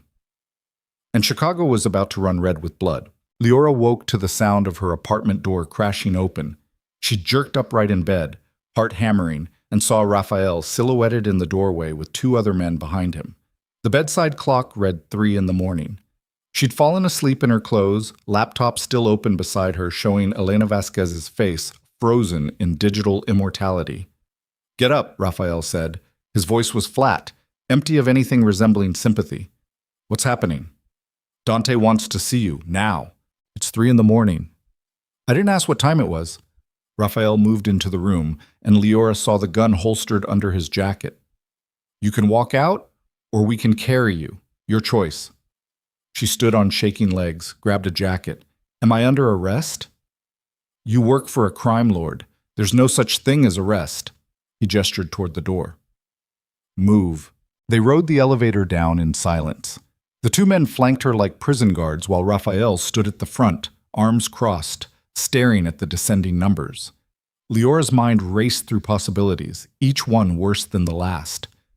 They knew about Adrian. They knew about the meeting. They knew she'd turned off her phone and gone dark for 12 hours. They knew she'd been researching Elena Vasquez. The elevator didn't stop at the lobby. It kept going down. Sub-basement. The place Raphael had told her never to go unless Dante specifically ordered it. The doors opened onto concrete hallways lit by fluorescent lights that hummed like dying insects. No windows, no decorations, just gray walls and the smell of industrial cleaner that didn't quite cover something else underneath. Something organic and wrong. Raphael led her through a maze of corridors until they reached a reinforced door with a keypad lock. He punched in a code. The lock clicked. The door swung open. Inside was a room that looked like it belonged in a warehouse. Concrete floor with a drain in the center. Metal table bolted to the ground. Exposed pipes running along the ceiling. And sitting at the table with his jacket off and his sleeves rolled up, Dante Ravero. He looked up when Leora entered. His eyes were dead calm. "Sit," he said. She sat. Raphael and his men positioned themselves by the door. No escape. No witnesses except the people who worked for Dante. "Where were you today?" Dante asked. "I went for a walk." "Try again." "I needed air. I walked around the city." "Leora." He said her name softly, dangerously. "I'm going to give you one chance to tell me the truth. After that, things get considerably less pleasant." Her throat went dry. "What do you want me to say?" "I want you to tell me why you met Adrian Moretti in Millennium Park at noon. Why you turned off your work phone. Why you spent 6 hours researching Elena Vasquez." He leaned forward, hands flat on the metal table. "And I want you to tell me whether you're working with Adrian or whether you're just spectacularly stupid." The room tilted. "You were watching me. I'm always watching you. Cameras, GPS tracking, digital surveillance. Did you really think I'd give you freedom without oversight?" His voice never rose above conversational, but the menace underneath was suffocating. "You're my employee, my responsibility, my liability. Everything you do is my business. You had no right." "Yeah, all right. I had every right. You signed a contract. You accepted my terms. That includes 24/7 monitoring." Dante stood, began pacing. "So I'll ask again. Why did you meet with Adrian Moretti?" Leora's hands clenched in her lap. She could lie, could deflect, could try to spin this into something innocent, or she could go for the throat. "Because he told me you're using me as bait," she said. "Because he showed me pictures of Elena Vasquez and said I looked just like her. Because he said you killed her when she tried to leave." Her voice was shaking now, fear and rage mixing into something volatile. "Is it true? Did you kill her?" Dante stopped pacing, turned to look at her. "Yes." The word hit her like a physical blow. "She betrayed me," Dante continued, his tone almost clinical. "Sold information to the Morettis. Got 3 of my men killed, so I did what needed to be done." "You murdered her." "I executed a traitor. There's a difference." Not to her, there wasn't. Leora stood, even though standing felt like volunteering for execution. "And me? Am I just a replacement? Did you hire me because I look like your dead girlfriend?" For the first time, something flickered across Dante's face, not quite emotion, maybe memory. "Sit down." "Answer the question." "Sit. Down." She sat. Not because he told her to, because her legs wouldn't hold her anymore. Dante returned to his chair across from her, steepled his fingers, looked at her with eyes that had seen too much death to be bothered by one more. "You want the truth?" he asked. "Yes. The truth is complicated." He was quiet for a moment, gathering words. "Elena and I were together for 3 years. She was smart, beautiful, ambitious, everything I thought I wanted. And yes, you look like her. Same build, same coloring, same way of carrying yourself like you're apologizing for taking up space." Leora's stomach turned over. "When I saw you at Nocturne, it caught my attention, made me curious. So I had Raphael look into you, found out about your mother, your bills, your desperation." Dante's voice was steady, precise. "I orchestrated our meeting, left the wallet deliberately, knew you'd bring it back because that's who you are. Honest to a fault, even when honesty costs you everything. You manipulated me." "Yes." "Used my mother as leverage." "Yes." "Hired me because I reminded you of a dead woman." "Initially." He leaned forward again. "But somewhere between hiring you and now, something changed. You're not Elena. You don't have her ambition or her capacity for betrayal. You're stubborn where she was calculating, loyal where she was opportunistic. You challenged me, defied me, made me want to be something other than what I am." "That's not love," Leora said, her voice cracked. "That's obsession. In my world, they're the same thing." She stared at him across the metal table in the sub-basement room where he probably tortured people and felt everything inside her go cold. "I want out." "No." "You don't own me." "Actually, I do. Your contract, your mother's medical care, your apartment. Your entire life exists because I allow it to exist." He stood, came around the table. "You don't get to walk away, Leora. Not now. Not ever." "Then what am I? A prisoner?" "You're mine." He said it simply, like stating a fact of nature. "And I protect what's mine, even from itself." Leora looked up at him and saw the truth in his eyes. He meant it, every word. She wasn't an employee. She was a possession, something he'd acquired and had no intention of releasing. "What happens now?" she whispered. "Now you tell me everything Adrian said. Every word, every offer, every threat." Dante's hand landed on her shoulder, gripped tight enough to hurt. "And then we decide whether you're salvageable or whether you've become too much of a liability to keep breathing." The threat was clear, absolute. She could cooperate or she could die in this room and nobody would ever know. Leora told him everything. The messages, the meeting, Adrian's claims about Elena, his offer to help her escape, the photos, the accusations. Every detail spilled out while Dante listened with the focused intensity of a predator evaluating prey. When she finished, he was quiet for a long time. "Raphael," he said finally, "get me everything we have on Adrian Moretti's operations for the last 6 months. Bank records, shipments, communications, everything." "Already pulled it," Raphael said from the doorway. He held up a tablet. "You want the summary or the details?" "Summary." Adrian's been moving money offshore, building alliances with families in New York and Miami, and he's been asking questions about your schedule, your security protocols, your vulnerabilities. Raphael scrolled through something. "He's planning something big, something that requires taking you out of the equation." "And Leora was supposed to be his way in," Dante said. "Looks like it." Dante turned back to her. "Adrian Moretti didn't approach you to save you. He approached you because killing me requires information I don't give freely. You were supposed to be his inside source, his spy." "I didn't tell him anything." "I know. If you had, you'd already be dead." He moved to the door, paused. "You're confined to your apartment until I say otherwise. No phone, no internet, no contact with anyone outside this building. Raphael will bring you food. You'll sleep. You'll wait. And you'll think very carefully about what loyalty means." "You're locking me up." "I'm keeping you alive. There's a difference." He looked back at her one last time. "Adrian knows you met with him. He knows you didn't report it, which means he thinks he's got you compromised. And when people think they have leverage, they get sloppy. They make mistakes." "What are you going to do?" "I'm going to give Adrian Moretti exactly what he wants." Dante's smile was cold, predatory. "And then I'm going to kill him with it." He left. Raphael gestured for Leora to follow. They rode the elevator back up in silence. back to her apartment that now felt less like home and more like a cell with expensive furniture.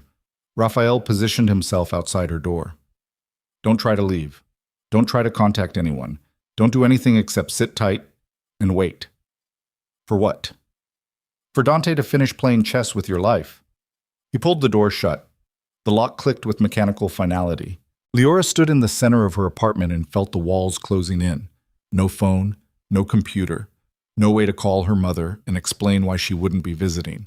No way to reach anyone in the world outside Dante's control. She walked to the window and looked out at Chicago, spreading beneath her like a map of everywhere she couldn't go. Somewhere in those streets, Adrian Moretti was planning whatever move came next. Somewhere below her, Dante was orchestrating a response that would probably end with people dying. And she was trapped in the middle, a pawn in a game she didn't understand, played by men who valued her life less than their pride. She pressed her forehead against the glass and closed her eyes. 3 days passed. 3 days of Raphael bringing meals. 3 days of silence broken only by the sounds of the city filtering through windows she couldn't open. 3 days of Leora wearing a path in the carpet while her mind ran through scenarios that all ended badly. On the morning of the 4th day, Dante walked in without knocking. He looked like he hadn't slept. Tie loosened, jacket gone, shadows under his eyes that suggested 72 hours of sustained violence. "We need to talk," he said. "About what? My continued imprisonment?" "About what happens next." He sat on her couch, gestured for her to join him. When she didn't move, he continued anyway. "Adrian's planning to move against me in 48 hours. Coordinated attack on 3 fronts. My shipping operations, my political connections, and my personal security." "How do you know?" "Because I have people inside his organization. Because I've been waiting for this move for 6 months. Because Adrian Moretti is predictable."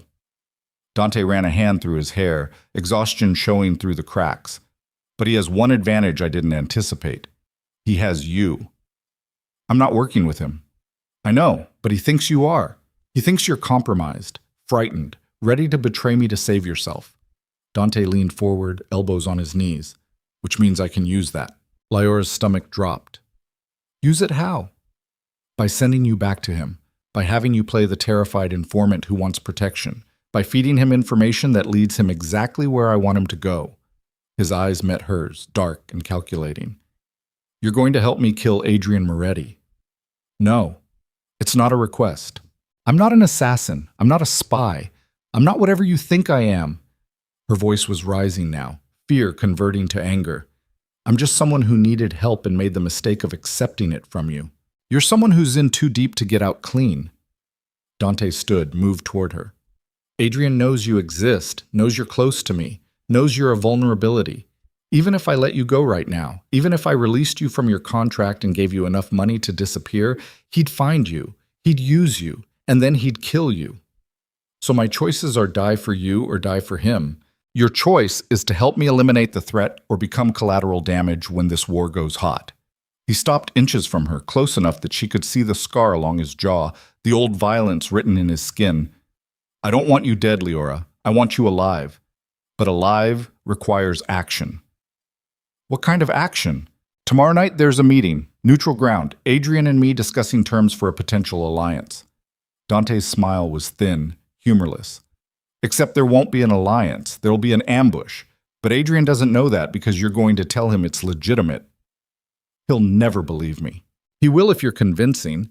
If you play the scared informant who's terrified, I'll find out she's been talking.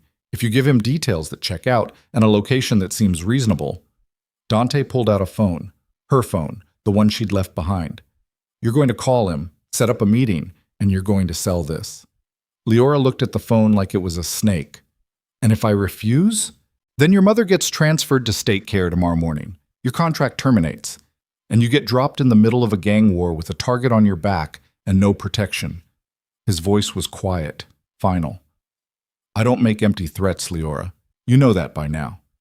She took the phone with hands that wanted to shake but wouldn't let themselves. "What do I say? Tell him you need help. Tell him Dante's suspicious. Tell him you have information about tomorrow night's meeting and you'll trade it for protection." Dante stepped back, giving her space. "And Leora? Make it real. If Adrian suspects you're playing him, he'll kill you before I can stop him." She stared at the phone. at Adrian's number still saved in her contacts, at the choice that wasn't really a choice at all. Then she dialed. He answered on the second ring. "I was wondering when you'd call. I need help." Her voice came out exactly right, frightened, desperate, genuine. "Dante knows we talked. He's had me locked up for 3 days. I think he's planning to kill me." "Where are you now?" "My apartment. He just left. I don't have much time." She injected urgency into every word. "There's a meeting tomorrow night. You and Dante. He's planning something, an ambush maybe. I don't know the details, but I know it's not what he's telling you it is." Silence on the other end. Then, "What do you want in exchange for this information?" "Protection, money, a way out of Chicago that doesn't end with me in a river." Her hand tightened on the phone. "Can you do that?" "Depends on what you're offering." "Everything, his schedule, his security protocols, the location of tomorrow's meeting, and every detail I can get." She paused, let the silence stretch. "But I need guarantees, my mother's care, my safety. Or I disappear, and you figure this out yourself." Another pause. Longer this time. "Where's the meeting?" "Warehouse District, South Side. I'll text you the exact address once I have it." She glanced at Dante, who nodded once. "But, Adrian, if you're lying, if this is just another way to use me, I'll go to the federal prosecutors and tell them everything I know about both of you." "Smart girl." Adrian's voice carried approval. "Text me the address. I'll have protection ready." "And Leora, you're making the right choice." "I hope so." She hung up, set down the phone, looked at Dante with something that might have been hatred or might have been resignation. "Good," he said. "Very convincing. He'll come tomorrow night. I know. And when he does? When he does, this war ends, one way or another." Dante picked up the phone, pocketed it. "Get some sleep. Tomorrow's going to be unpleasant." He left. The lock clicked.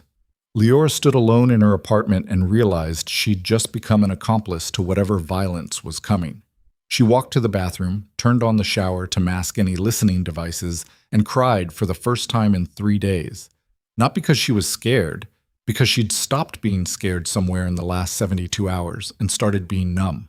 And numb was so much worse. The warehouse sat on the edge of Chicago's industrial district, where the city gave up pretending to be civilized. Rusted metal, broken windows, the smell of Lake Michigan mixing with chemicals and decay. It had been abandoned for years, the kind of place where bodies turned up and nobody asked questions, perfect for an ambush. Leora arrived with Raphael at 9, 2 hours before the meeting. She wore jeans and a jacket, with pockets deep enough to conceal the gun Raphael had insisted she carry.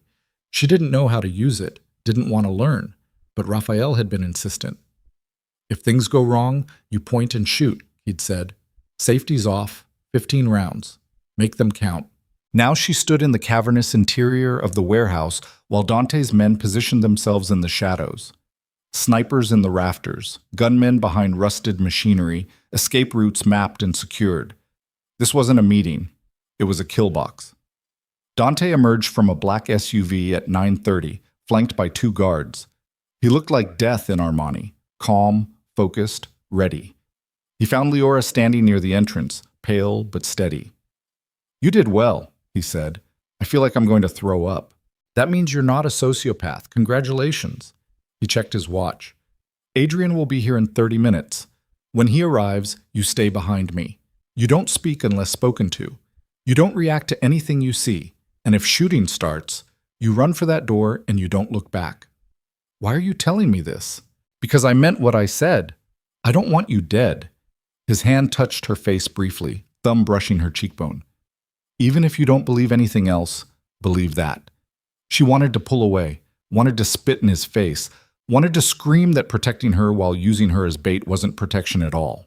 Instead, she just stood there while his hand dropped away and he turned to face the warehouse entrance like a king preparing for battle. Adrian Moretti arrived at 10 with an army, 8 vehicles, 24 men, enough firepower to start a small war. They poured into the warehouse in tactical formation, weapons raised, clearly expecting trouble. Adrian himself walked in last, flanked by Marco Calabrese and 3 men who looked like they specialized in creative violence. He saw Dante standing in the center of the space and smiled. "Dante, hell of a place for a meeting." I prefer privacy. Dante's voice echoed in the empty space. And this is definitely private. Where's the girl? Adrian's eyes scanned the shadows. Your new assistant. I was hoping she'd be here. She's around? I bet she is.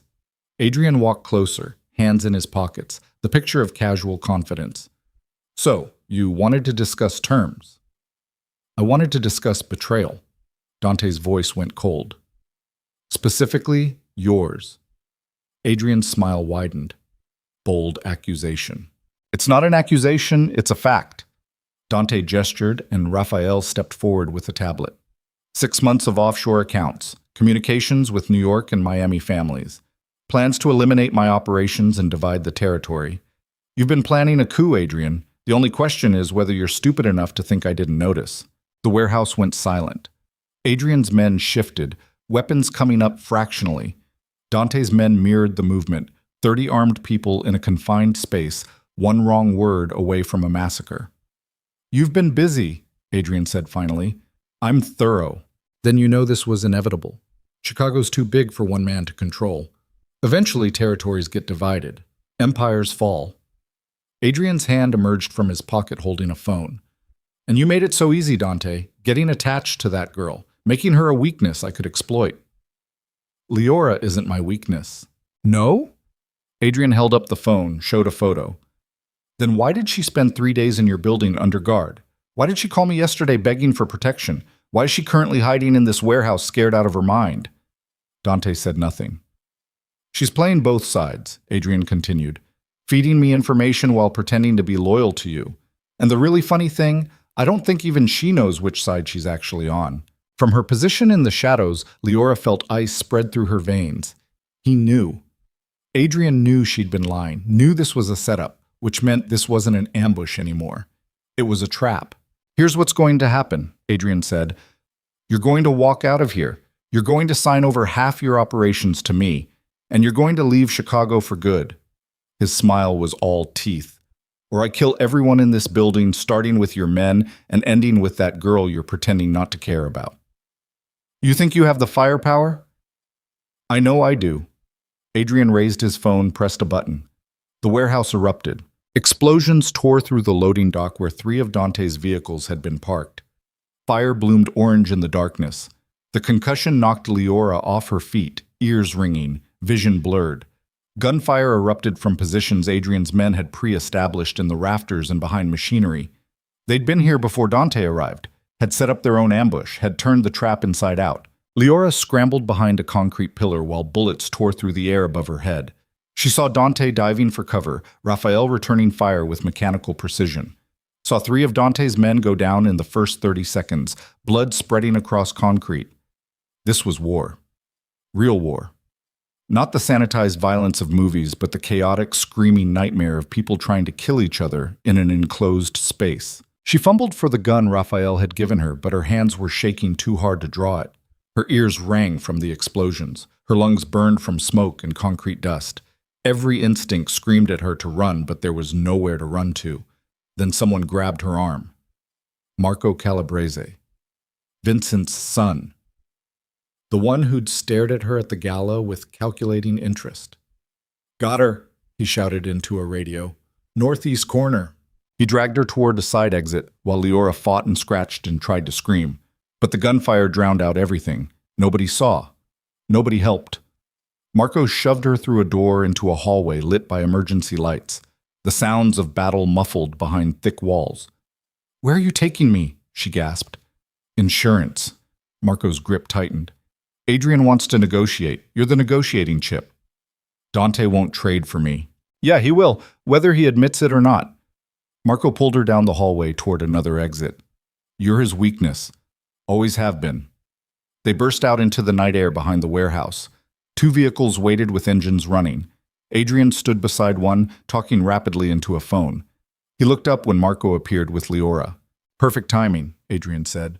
He pocketed his phone, walked over. Hello again, Leora. Sorry about the dramatics, but your boss doesn't respond well to subtle approaches. He'll kill you for this.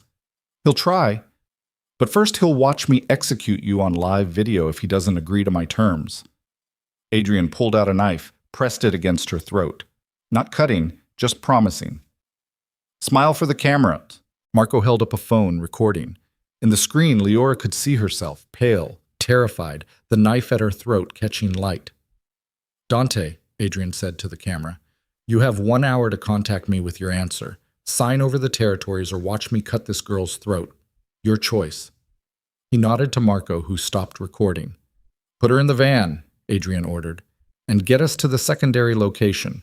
I want to be gone before Dante's men break through. They dragged Leora toward the vehicle.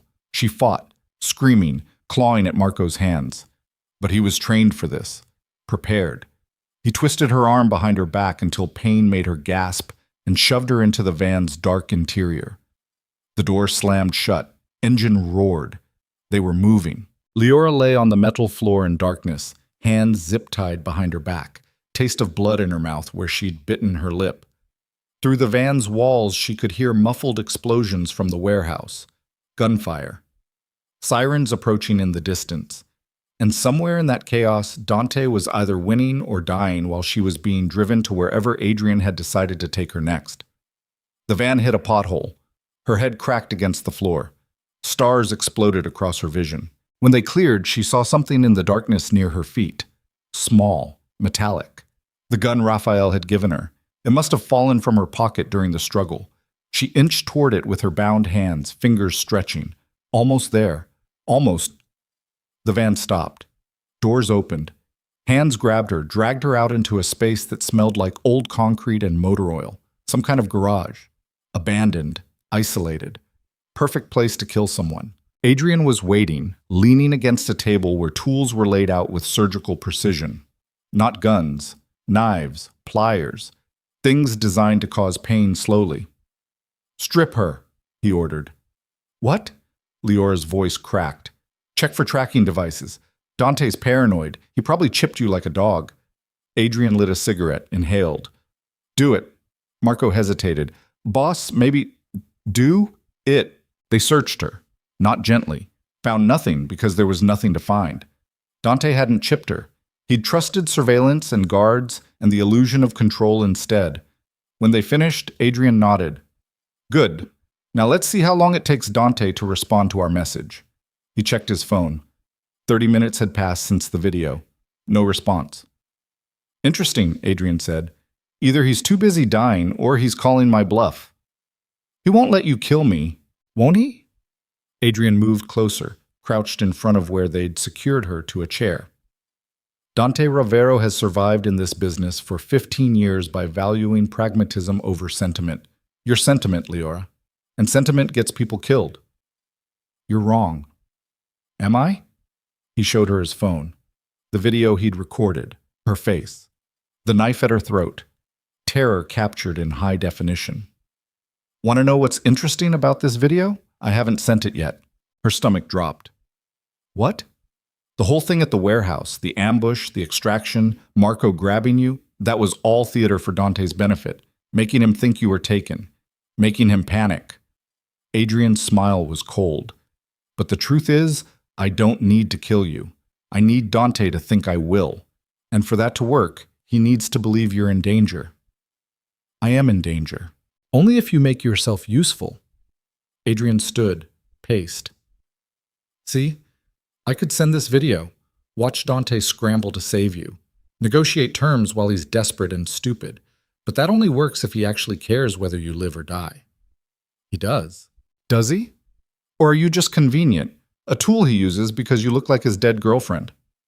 Adrian let the words sink in. Because here's what I think. I think Dante Ravero doesn't love you. I think he's incapable of love.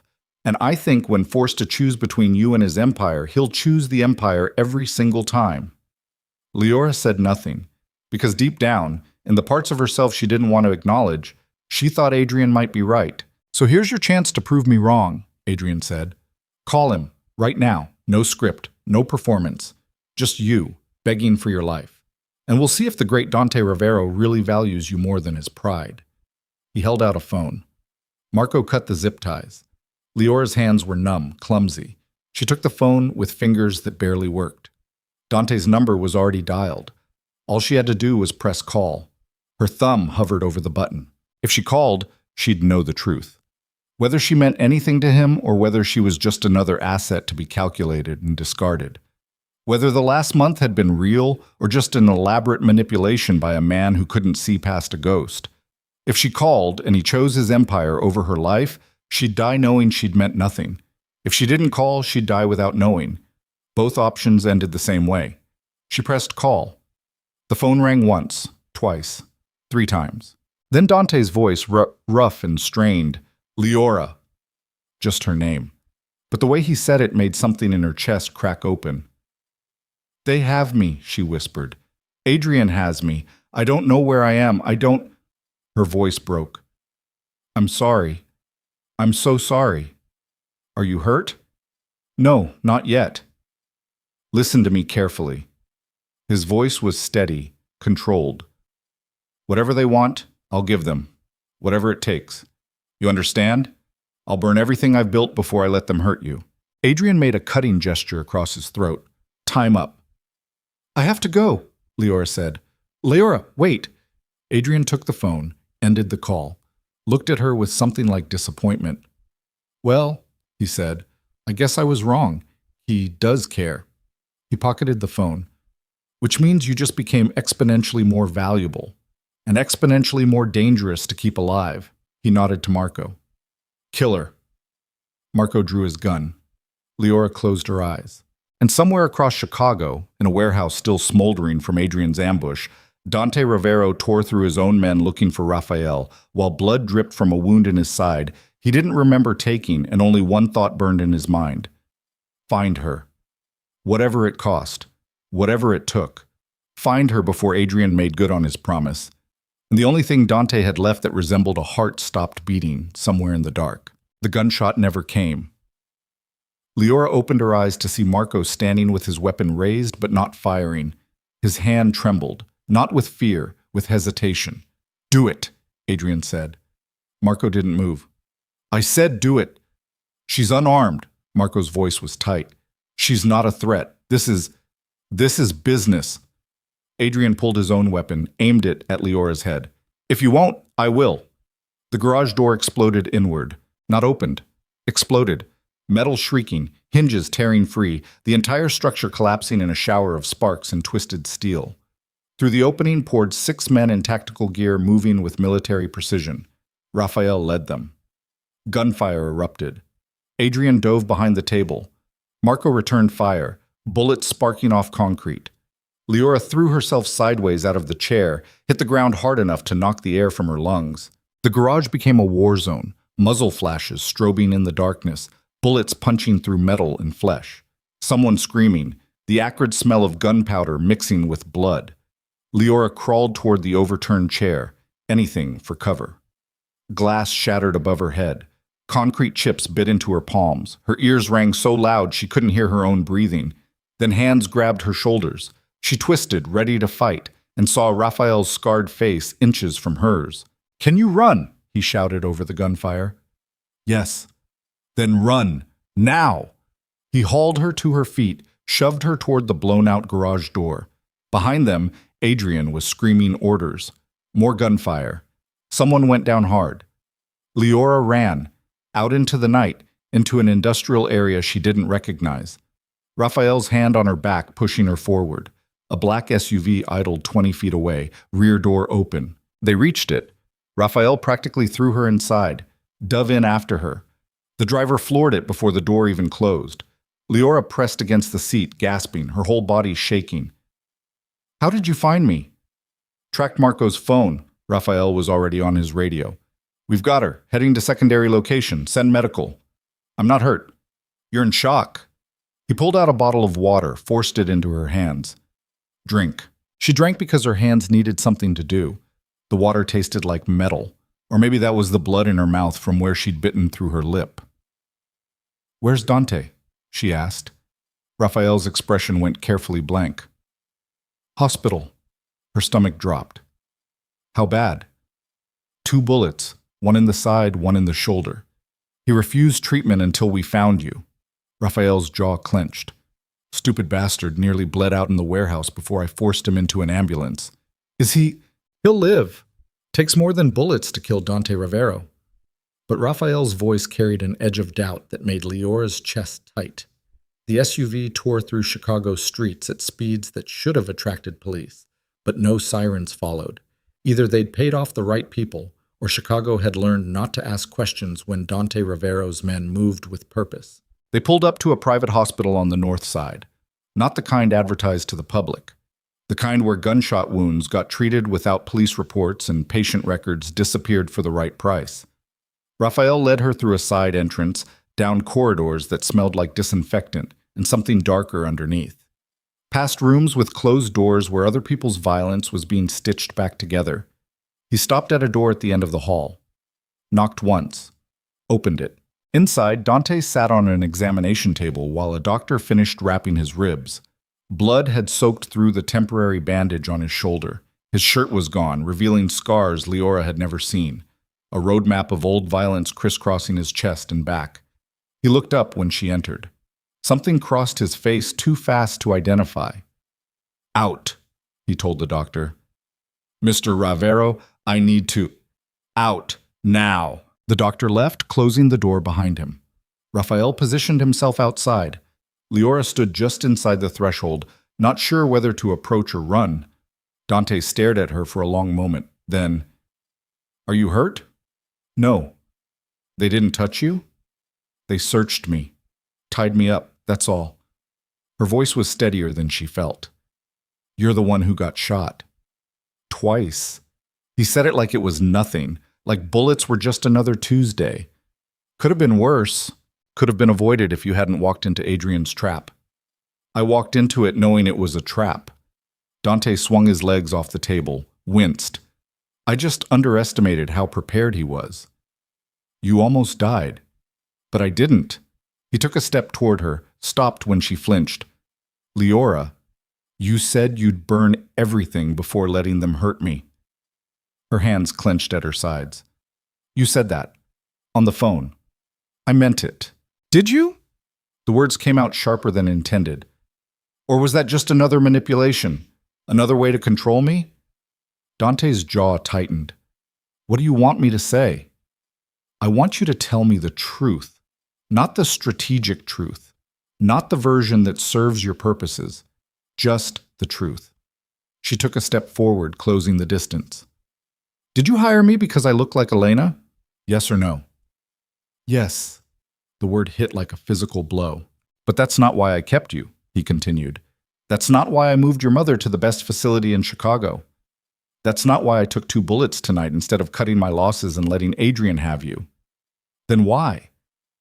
"Because somewhere between hiring you and now, you stopped being a replacement and started being..."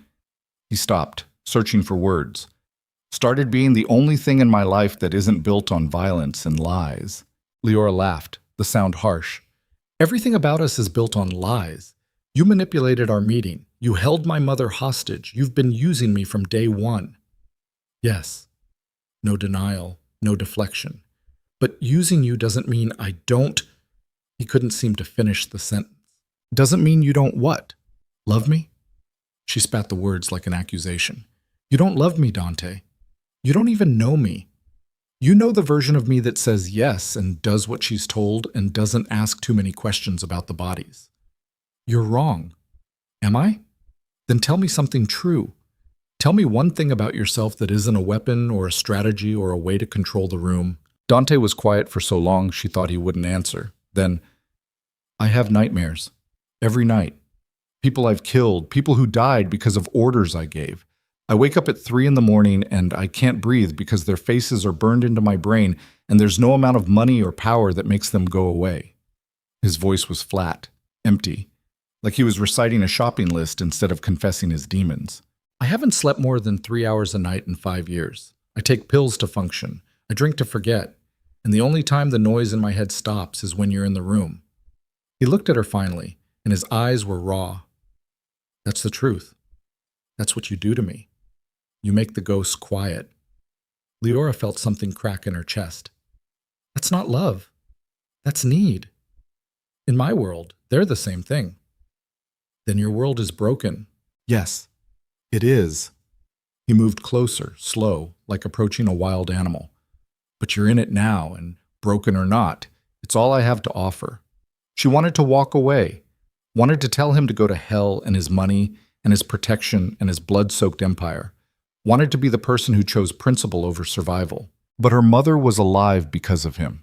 She had a roof over her head because of him, and somewhere in the last month she'd stopped being the woman who returned wallets and started being someone who could stand in a room with criminals and not flinch. Dante had changed her. Maybe destroyed her. Maybe saved her. She didn't know anymore. "What happens now?" she asked. "Now we finish this." Dante reached for his shirt, winced as the movement pulled his stitches. "Adrian's still out there, still planning, and as long as he's alive, you're not safe. So we kill him." "Yes." The ease with which she said it should have frightened her, should have been a warning sign that she'd crossed some moral threshold she couldn't uncross, but all she felt was tired. "How?" she asked. "By giving him exactly what he wants." Dante pulled on his shirt one-handed, buttons left undone. "By making him think he won." The plan was insane, suicidal, the kind of strategy that only worked if everyone played their part perfectly and luck decided to show up. They gathered in a conference room at the hospital, Dante, Raphael, Leora, and 4 of Dante's top men who'd survived the warehouse ambush. A map of Chicago spread across the table with locations marked in red. "Adrian's going underground," Raphael explained, "pulling back to fortified positions. He knows we're coming." "Good." Dante leaned over the map, ignoring the blood seeping through his bandage. "Let him fortify. Let him think he's safe." "How is that good?" one of the men asked. "Because fortified positions become prisons if you control the exits." Dante's finger traced a path on the map. "Adrian owns 3 properties that serve as fallback positions. This warehouse on the south side, this industrial complex near the port, and this estate 40 minutes outside the city." "He'll be at the estate," Raphael said. "Most defensible, most isolated." "Agreed." Dante straightened, winced. "Which is why we're going to make him think we're hitting the warehouse." "Diversion," Leora said. "Exactly. We stage a full assault on the warehouse. Enough men and firepower to make it look like we're throwing everything at him. Adrian sends reinforcements from the estate to defend it, and while his forces are split, we hit the estate." Raphael nodded slowly. "Could work, if the timing's perfect." "It won't be perfect, but it'll be enough." Dante looked around the room. "I need volunteers for the warehouse assault. It's going to be brutal. People will die." All 4 men raised their hands without hesitation. Dante nodded once, something like respect in his expression. "Raphael coordinates the estate team. I lead the warehouse assault." "You can barely stand," Raphael said. "I can stand well enough to kill Adrian Moretti." "Dante, this ends tonight." His voice left no room for argument. "I'm tired of looking over my shoulder, tired of watching everyone I care about become targets. Tonight we finish this or we die trying." Silence around the table. Then one of the men spoke up. "Where does the girl go?" Everyone looked at Leora. "She stays here," Dante said. "Under guard. Safe." "No." Leora's voice was steady. "I'm coming with you." "Absolutely not." "Adrian wants me. That makes me useful." She met Dante's eyes across the table. "You need bait? I'm bait." "Leora, you don't get to protect me from this. Not anymore. I'm already in it. Already marked. Already a target." She stood, planting her hands on the table. "Either I help end this or I spend the rest of my life waiting for the next Adrian Moretti to come after me. Those are my options." Dante stared at her for a long moment. Then, "Raphael, give her a vest. And a weapon. She stays with the estate team." Raphael looked like he wanted to argue but knew better. "Understood." They spent the next 3 hours preparing. Weapons checked. Ammunition distributed. Body armor fitted. Leora watched men prepare for violence with the casual efficiency of people who'd done it 100 times before. Raphael showed her how to work the safety on the gun he'd given her, how to aim, how to breathe through the recoil. It wasn't enough training, wasn't close to enough, but it was all the time they had. At 2 a.m, they loaded into vehicles. The warehouse assault team in 3 SUVs heading south. The estate team in 2 vehicles heading north. Leora rode with Raphael and 2 other men whose names she didn't know and probably wouldn't live long enough to learn. Chicago passed by the windows like a fever dream. Empty streets, closed storefronts. The city sleeping while they drove toward violence. Dante had gotten into a different vehicle without saying goodbye. Leora watched his SUV disappear into traffic and felt something twist in her chest. This might be the last time she saw him alive. The last time she saw anyone alive. "You scared?"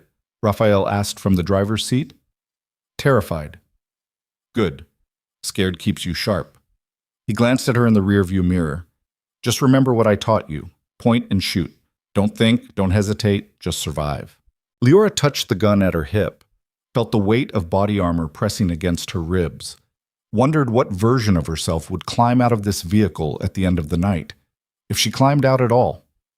The estate sat on 20 acres of woods in isolation, high walls, security cameras, guard posts at the entrance, the kind of place that said, "Keep out," in a dozen different languages. Raphael parked a half-mile away, killed the lights. They moved through the woods on foot, 6 people in tactical gear carrying enough firepower to start a war. Leora's heart hammered against her ribs. Every snapped twig sounded like a gunshot. Every shadow looked like an enemy.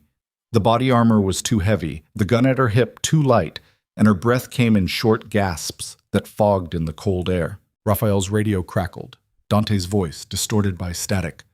"Warehouse assault beginning in 30 seconds. "Copy," Raphael whispered. Estate team in position. They crouched at the edge of the woods, watching the estate through night vision scopes. Guards on the walls, more patrolling the grounds, lights blazing in every window. Then the radio crackled again. Distant gunfire. Explosions. The sounds of the warehouse assault beginning. Inside the estate, guards started moving, shouting. 3 vehicles peeled out from the garage, heading toward the sound of battle. "That's our window," Raphael said. "Move." They ran across open ground toward the east wall, where the cameras had a blind spot. Raphael threw a grappling hook, tested the line, climbed. Leora followed, muscles screaming, hands slipping on the rope. She hauled herself over the wall and dropped into manicured gardens that probably cost more to maintain than her old apartment's yearly rent. 2 guards rounded the corner. Raphael dropped them both with suppressed shots before they could raise an alarm. The bodies crumpled into flower beds, blood turning roses black in the moonlight. Leora stared at the corpses and felt nothing. No horror, no revulsion, just the cold calculation of 2 fewer threats. What had she become? They moved through the gardens toward the main house. A guard stepped out for a cigarette. Raphael's knife took him in the throat, silent, efficient. The body dragged into bushes before anyone noticed. The side door was locked. Raphael picked it in 30 seconds. They slipped inside, weapons up, moving through a mansion that looked like something from a magazine spread. Marble floors, crystal chandeliers, art on the walls worth more than most people made in a lifetime. All of it about to be painted in blood. They cleared rooms methodically. Library, empty. Dining room, empty. Kitchen, empty. The house felt too quiet, too still, like the calm before thunder. Then Raphael's radio crackled. Dante's voice strained. "Warehouse was a trap. They were waiting. We're pinned down. Multiple casualties." Raphael swore under his breath. "Copy. We're inside the estate." "Find Adrian. Kill him. Get out." Gunfire in the background. Someone screaming. "That's an order." The radio went dead. Leora met Raphael's eyes. "How bad?" "Bad enough that we need to finish this fast." He gestured to the stairs. "Adrian will be on the 2nd floor. His office or his bedroom. Somewhere he feels safe." They climbed the stairs, boots silent on expensive carpet. The hallway at the top branched left and right. Raphael split his team. "You two, left. We go right. Leora stays with me."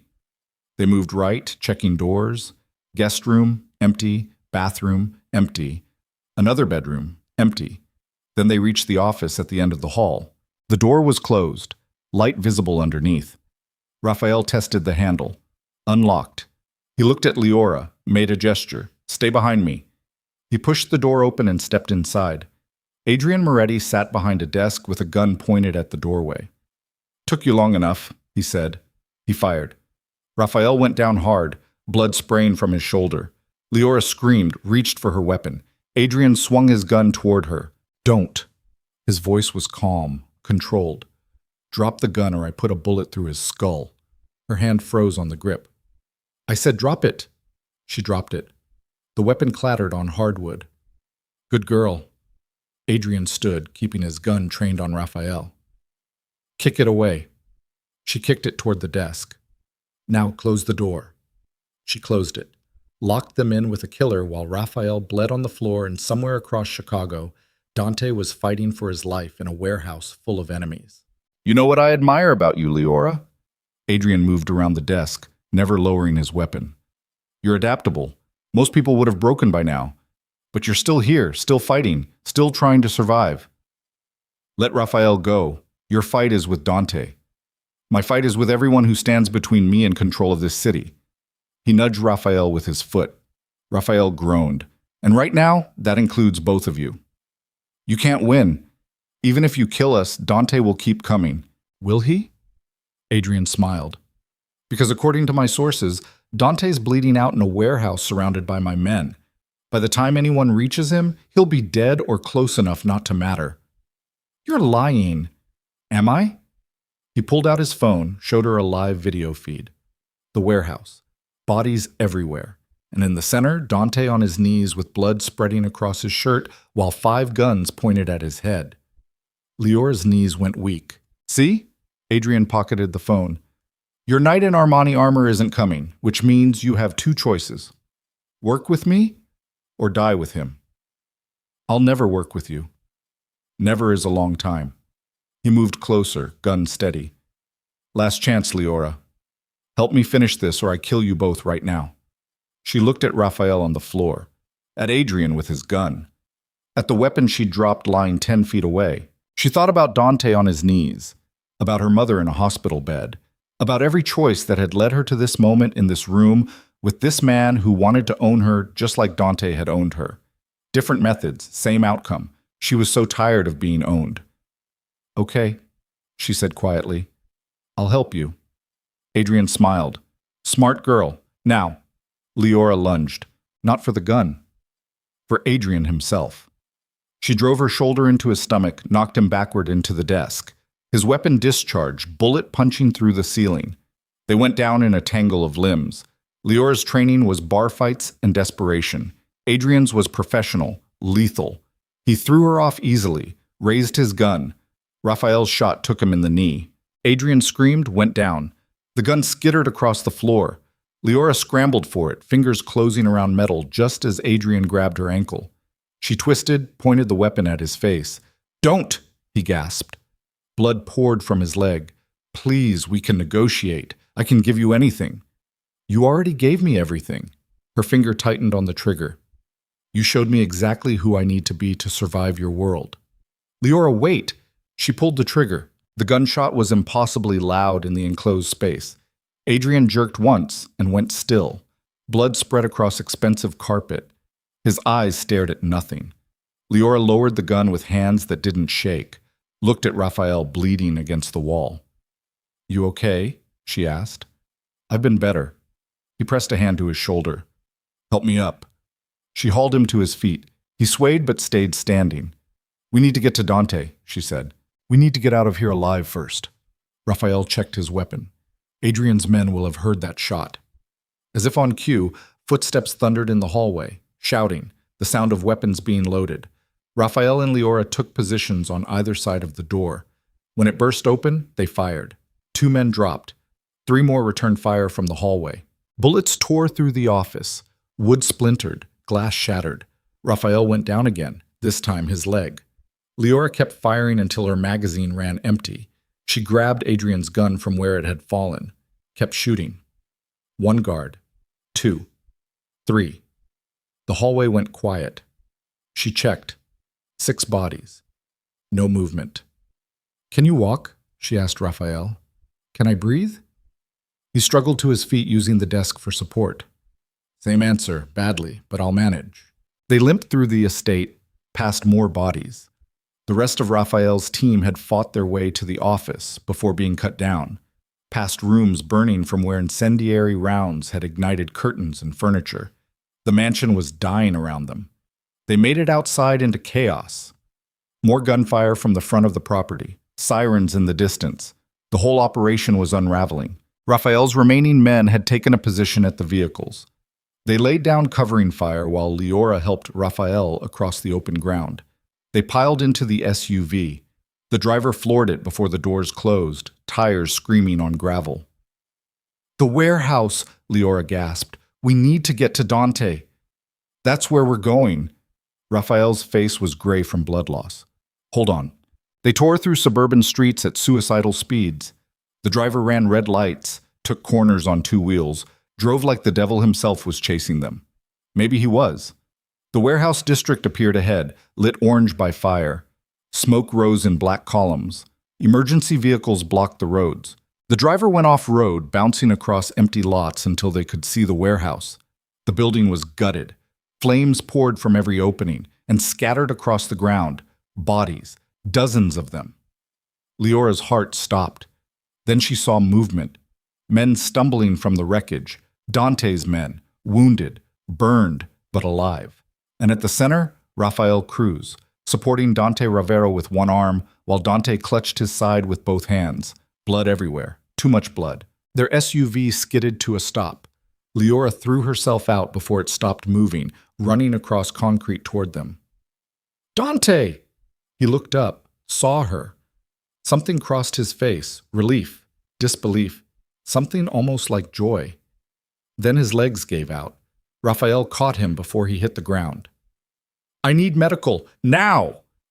Leora reached them, fell to her knees beside Dante. His shirt was soaked through, his face was white, his eyes were losing focus. "Stay with me," she said. "Dante, stay with me." "Adrian?" His voice was barely a whisper. "Dead. I killed him." He almost smiled. "Good. Don't talk. Save your strength." "Leora?" His hand found hers, fingers cold. "I'm sorry for everything, for Elena, for manipulating you, for... I know. I forgive you." Tears were streaming down her face now, hot against her skin. "But you have to stay alive so I can be angry at you properly later. You understand?" "Not sure," he coughed, blood on his lips. "Not sure I get a choice." "You get a choice. You always get a choice." She gripped his hand harder. "Choose to live. Choose me. Choose something other than dying in a burned-out warehouse." Sirens were getting closer. Ambulances. Maybe police. Maybe federal agents finally getting enough evidence to move on what was left of Dante's empire. "Have to go," Dante gasped. "Can't be here when they arrive." "You need a hospital. Not that kind." He tried to stand, failed. Raphael caught him. "Leora, you should run. When the authorities get here. Run. Start over. Be someone else." "No. You don't want this life." "Maybe not. But I want you alive." She stood, helped Raphael support Dante's weight. "So, we're leaving. Together. And you're going to survive this because I didn't kill Adrian Moretti just to watch you die anyway." They hauled him to the SUV. Other vehicles were arriving, Dante's remaining men forming a convoy. They loaded wounded, loaded weapons, loaded everything they could grab before the police could seize it. The convoy pulled out as the first police cars arrived, drove through side streets and alleys, disappeared into Chicago's darkness like ghosts. In the back of the SUV, Leora held pressure on Dante's wounds while he drifted in and out of consciousness. Raphael drove with one hand, his other shoulder useless. "Where are we going?" Leora asked. "Safe house, north side. Surgeons waiting." Raphael's voice was strained. "He'll live, if we get there in time." If. Such a small word, such enormous weight. Dante's hand squeezed hers once, weak, fading. "Stay with me," she whispered. "Please, stay with me." His eyes opened, found hers in the darkness. "Always," he breathed. Then his eyes closed, and Leora couldn't tell if he was unconscious or dying. And the convoy raced through Chicago while sirens wailed behind them and the city burned. And the only thing she knew for certain was that everything had changed and nothing would ever be the same again. The surgeon's hands were steady even as the safe house shook from police helicopters circling overhead. Leora watched through a doorway as the man worked on Dante's unconscious body under surgical lights that had been rigged up in what used to be a bedroom. Blood soaked through towels faster than anyone could replace them. How bad? Raphael asked from where he sat against the wall, his own wounds freshly bandaged. The surgeon didn't look up. He's lost too much blood. Even if I stop the bleeding, there's organ damage. Internal injuries I can't fix here. His hands moved with practiced efficiency, clamping vessels, suturing tissue. He needs a real hospital. Can't do that, Raphael said, but then he might not make it through the night. Leora's chest constricted. She'd watched Dante take bullets, watched him bleed across Chicago, held his hand while he whispered promises he might not live to keep. And now some surgeon in a makeshift operating room was telling her it might not be enough. Do what you can, she said quietly. The surgeon nodded and kept working. Outside, dawn was breaking over Chicago, gray light filtering through dirty windows. The safe house sat in a neighborhood where people had learned not to ask questions about strange cars and blood-stained men arriving in the middle of the night. 3 of Dante's remaining soldiers stood guard at windows and doors, weapons ready, waiting for police or federal agents or Adrian's surviving associates to come finish what the warehouse had started. Leora walked to the kitchen where someone had made coffee that tasted like burnt plastic. She poured a cup anyway, hands shaking so badly she spilled half of it. The adrenaline was wearing off now, leaving her hollow and cold and aware of every ache in her body. She'd killed a man tonight, put a gun to Adrian Moretti's face, and pulled the trigger without hesitation. His blood was still on her jacket. She should feel something. Horror, guilt, remorse. Should feel anything except this vast numbness spreading through her chest like ice. You did what needed doing, Raphael said from the doorway. He'd moved silently despite his injuries. Don't second-guess it. I'm not. That was the terrifying part. I'd do it again. I know. I saw your eyes when you pulled that trigger. He limped to the coffee pot, poured his own cup. You looked like Dante. Cold, certain, no hesitation. Is that supposed to be a compliment? It's an observation. You've changed. This world changes everyone eventually. He drank, grimaced. Question is whether you can live with who you've become.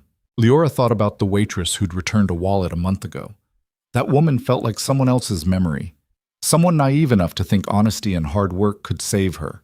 Someone who didn't know how to field strip a weapon, or recognize the sound of suppressed gunfire, or calculate how many seconds it took to bleed out from a femoral artery wound. That woman was dead, had died somewhere between Nocturne and here, and Leora wasn't sure she mourned her. How long have you worked for Dante? She asked. 8 years. Raphael set down his cup. He saved my life. I was running drugs for a crew on the south side, got caught in a territorial dispute, took 3 bullets, left for dead in an alley. Dante found me, got me patched up, gave me a choice, work for him or take my chances back on the streets. And you chose him. I chose survival, same as you. He looked at her with eyes that had seen too much. Dante's not a good man, but he's loyal to the people he claims, and in this world, that's more than most can say. The surgeon emerged from the bedroom, pulling off bloody gloves. He's stable, for now, but the next 48 hours are critical. If infection sets in or internal bleeding starts again, we understand, Raphael said. Thank you. The surgeon nodded and left through a back entrance where a car waited to take him somewhere he could pretend he'd never been here. Plausible deniability. The currency of Chicago's underground. Leora moved to the bedroom doorway. Dante lay unconscious on the bed, chest wrapped in bandages, breathing shallow but steady. Monitors beeped softly. An IV dripped clear fluid into his arm. He looked smaller somehow. Mortal. Not the untouchable crime lord who'd dominated every room he entered, but just a man who'd come too close to death and barely survived. She pulled a chair beside the bed and took his hand. His skin was cold. She pressed her thumb against his wrist, felt the flutter of his pulse. Still alive, still fighting. You better not die, she whispered. You owe me answers. You owe me truth. You owe me... Her voice cracked.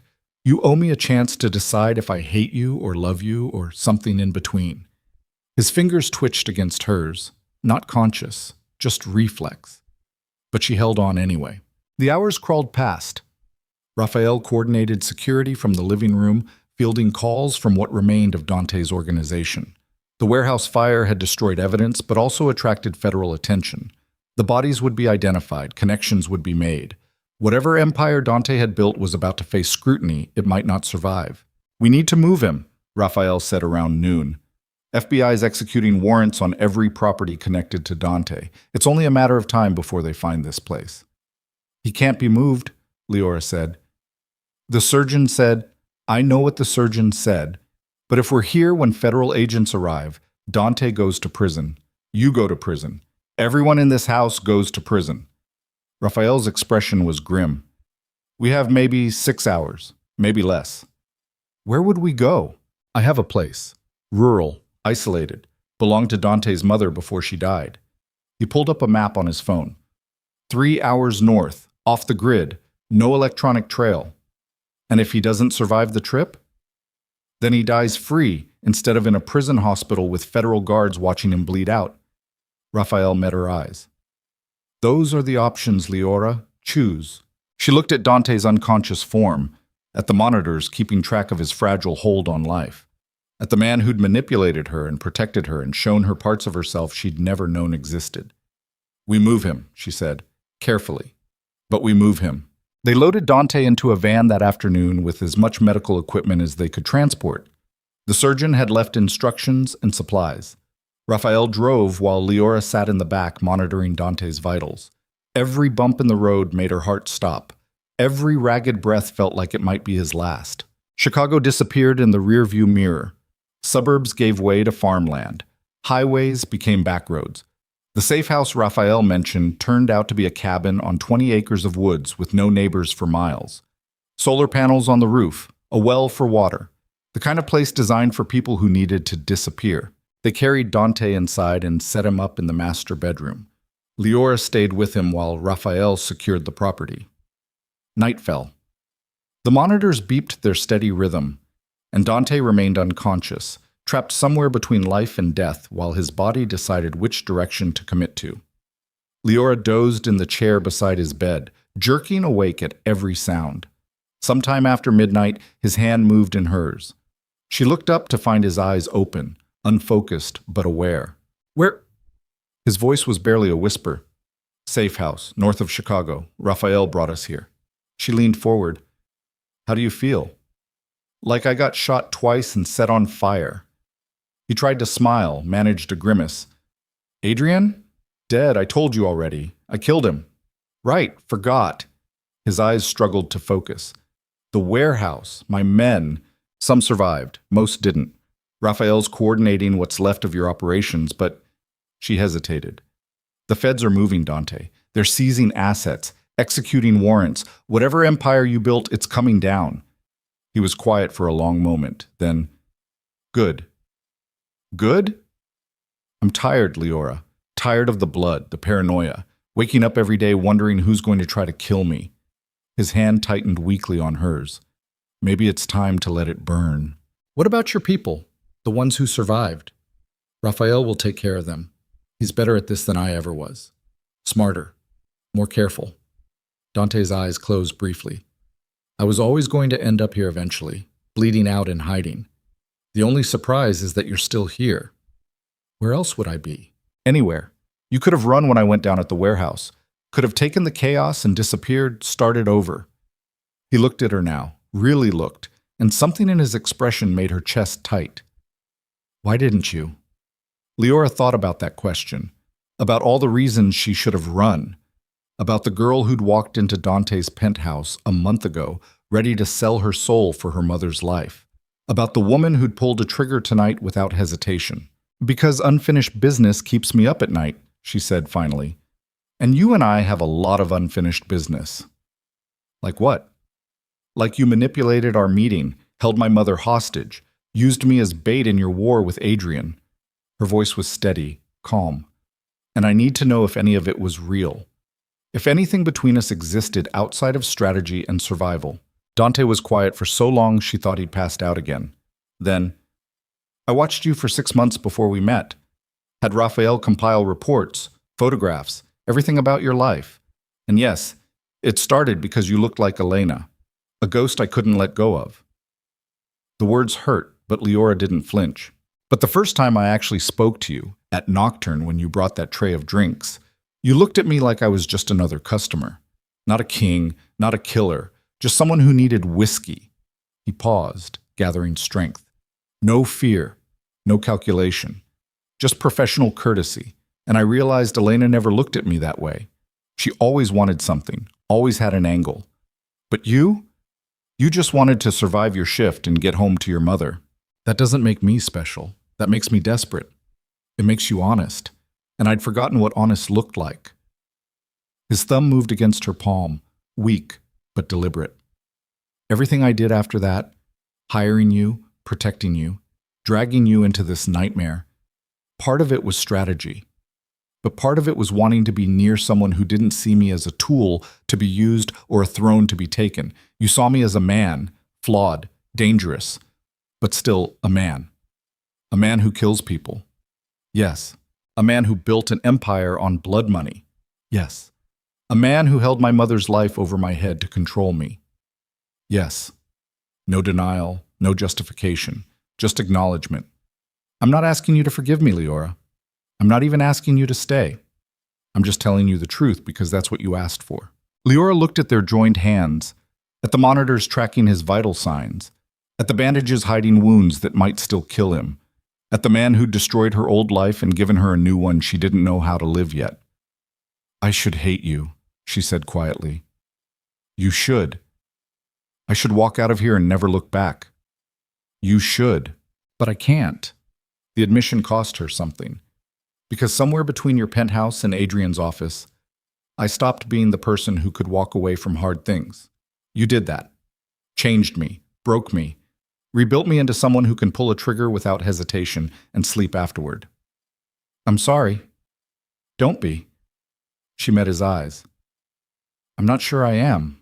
They sat in silence while the night deepened outside and the monitors beeped, and somewhere in Chicago, federal agents were tearing apart everything Dante had built, looking for evidence to bury him. What happens now? Dante asked finally. Now you heal, if you can.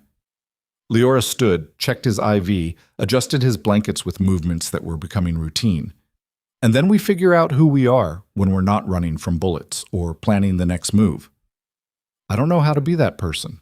Neither do I. We'll figure it out together. She moved toward the door. Get some sleep. You look like death. Leora. She stopped, turned back. Thank you, he said, for not running, for pulling that trigger, for being here when you had every reason to leave. Don't thank me yet. I'm still deciding whether to smother you with a pillow once you're too weak to fight back. He almost laughed. Almost. Then sleep took him under again, and Leora walked out to where Raphael waited in the kitchen with coffee and worry etched into every line of his face. How is he? Raphael asked. Alive. Talking. More coherent than he should be, considering he almost died 6 hours ago. She accepted the coffee he offered. He said you'd take care of his people. That's the plan. Shut down operations, pay everyone off, scatter before the feds can build their case. Raphael was quiet for a moment. He's really letting it go. The empire. Everything. Sounds like it. Never thought I'd see the day. Dante Ravero walking away from power. He shook his head. What about you? What's your plan? I don't have one yet. You could disappear. New identity, new city. Leave all this behind.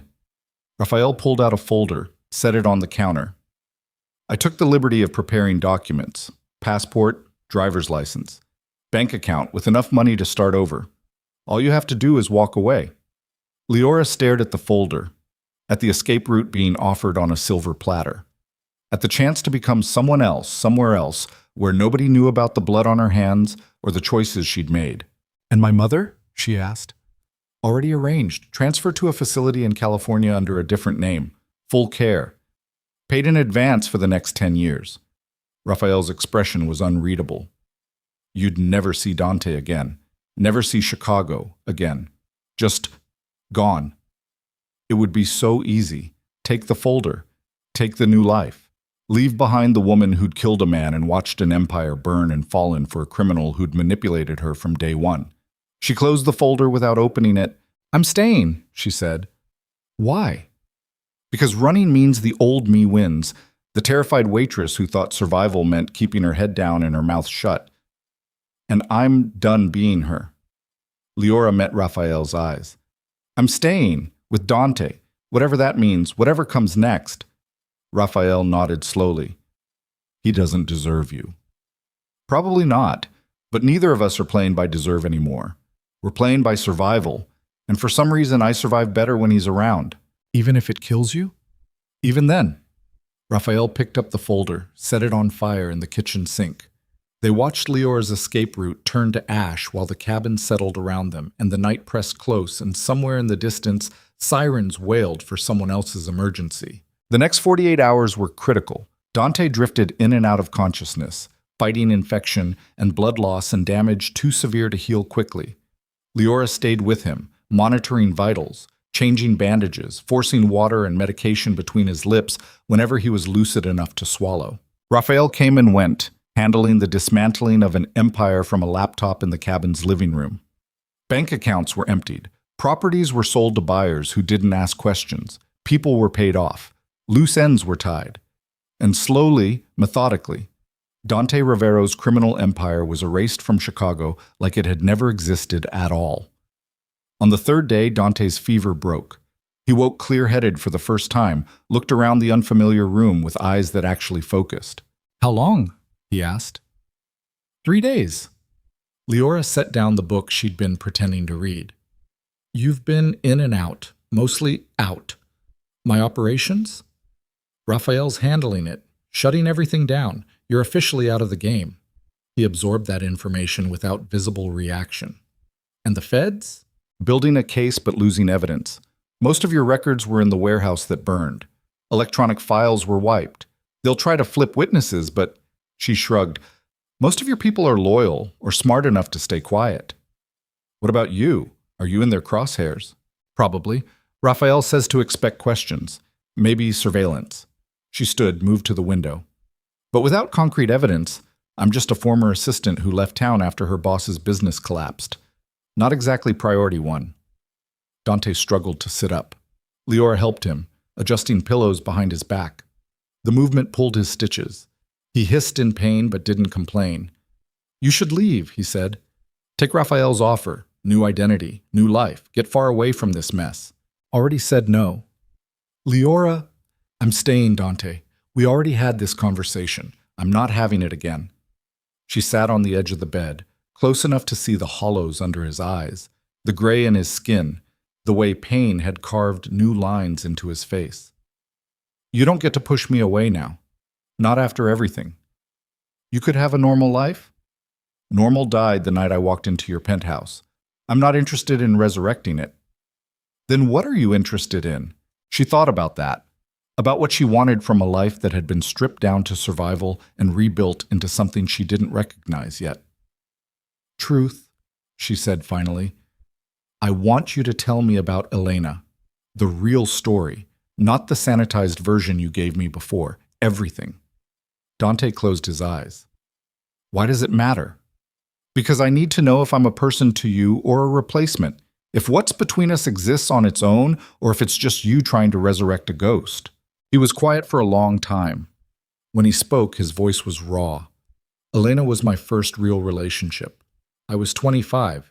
She was 23. Smart. Beautiful. Everything I thought I wanted. He opened his eyes, stared at the ceiling. We were together 3 years. I thought she loved me. Thought she understood the life. Thought she'd be the one person in my world I could trust completely. What happened? She sold me out to the Morettis, gave them shipment schedules, security protocols, names of my people. Got 3 of my men killed in an ambush.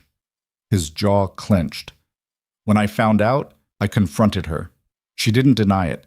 Said she was tired of being owned by a monster.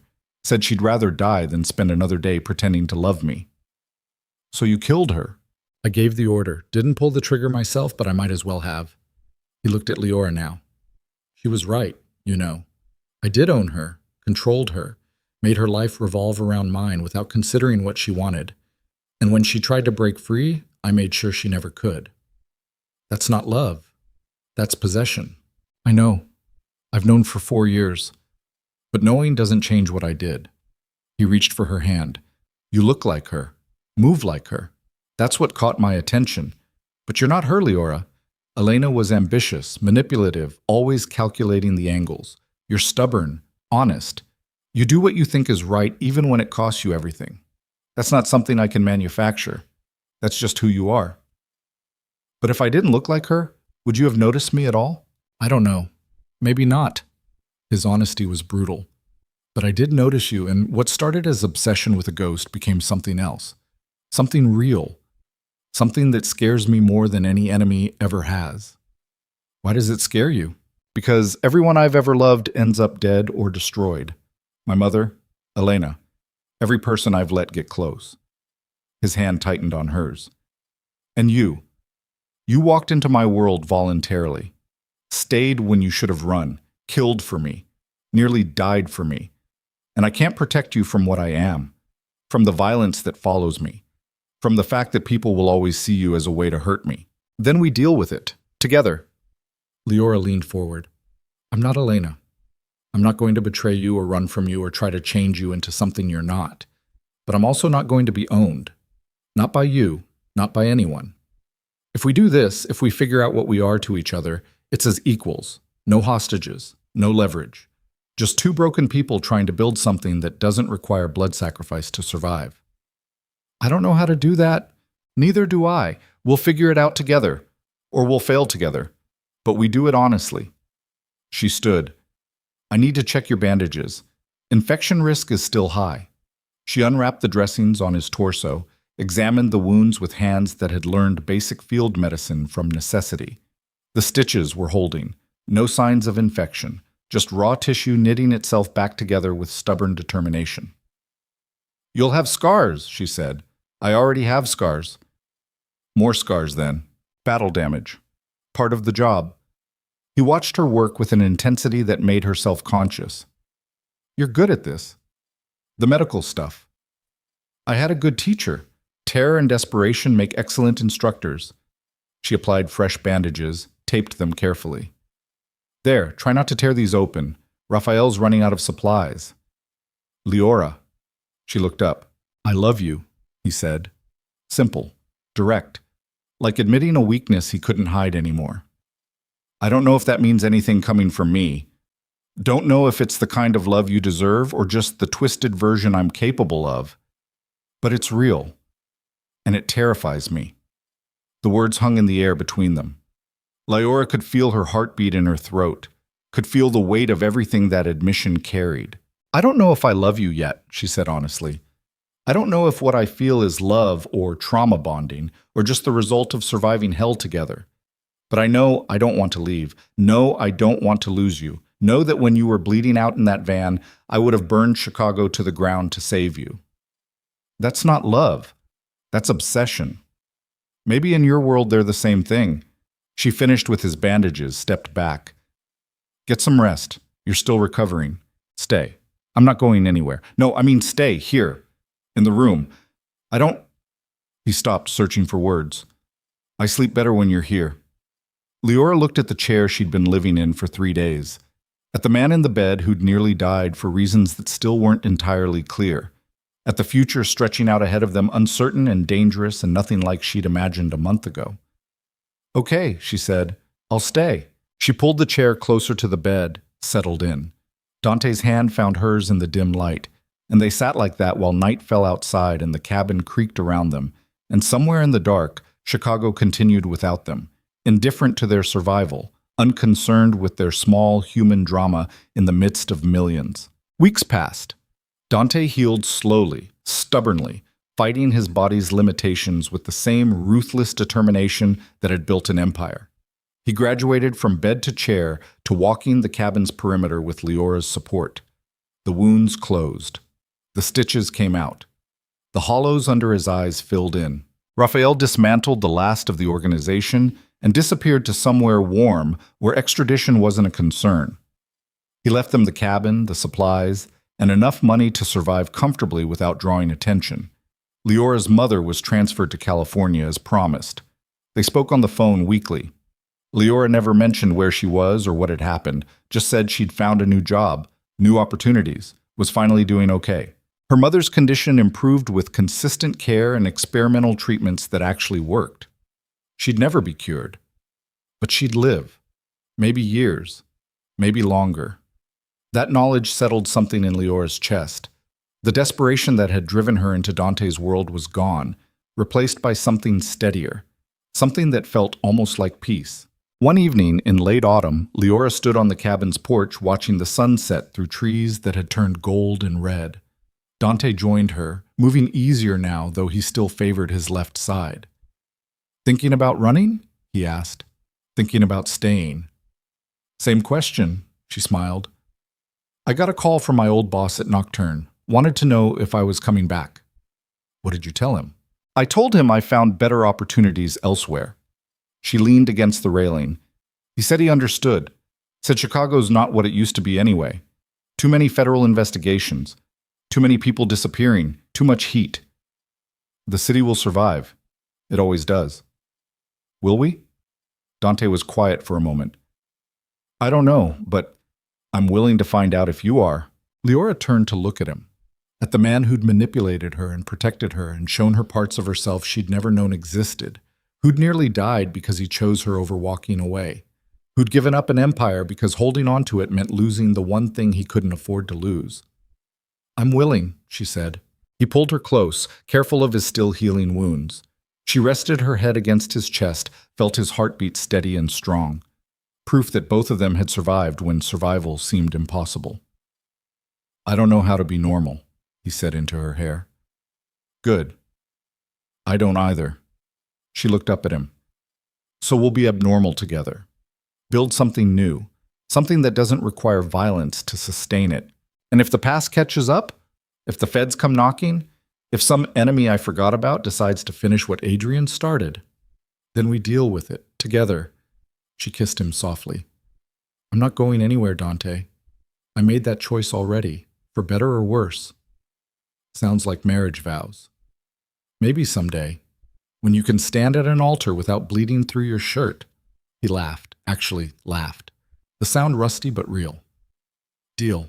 They stood on the porch while the sun disappeared behind the trees and darkness crept across the woods, and the cabin's lights flickered on behind them, warm against the coming cold. Inside, coffee waited. A fire needed building, a life needed constructing from the ashes of everything they'd burned. It wouldn't be easy, probably wouldn't be safe, almost certainly would involve complications neither of them could predict. But Leora had learned something in the last month. Learned it in warehouses and penthouses and safe houses scattered across Chicago. Learned it pulling a trigger and holding a dying man's hand and choosing to stay when every rational voice screamed at her to run. Safety was an illusion. Normal was a cage. And the only thing that mattered was finding someone who saw you, really saw you, scars and all, and chose you anyway. She'd chosen Dante. He'd chosen her. And whatever came next, they'd face it the same way they'd faced everything else. Together. In the dark. With no guarantees except the ones they made to each other. It was enough. It had to be. Because Chicago was burning behind them, and the future was uncertain ahead, and the only solid ground they had was the space between them, where two broken people had somehow managed to build something that felt like home. Months later, winter settled over the woods like a blanket of silence. Snow covered the cabin's roof and gathered on pine branches and turned the world into something clean and new. Leora stood at the kitchen window watching it fall while coffee brewed, and Dante read something on his laptop at the table behind her. They'd established a routine. Quiet days, long nights, conversations that stretched into dawn about everything and nothing. Learning each other without the pressure of survival dictating every interaction. She'd learned he was afraid of thunderstorms because they reminded him of the night his mother died. That he couldn't eat eggs because they tasted like the morning after his first kill. That he had a scar on his left ankle from a dog bite when he was 7 and a crooked finger from a break that never healed right. He'd learned she hummed while cooking, but only songs she didn't know the words to. That she cried during movies, but never for herself. That she was left-handed except when holding a gun because Raphael had trained her right-handed and muscle memory was stubborn. Small things. Human things. The kind of details you only learned when life slowed down enough to pay attention.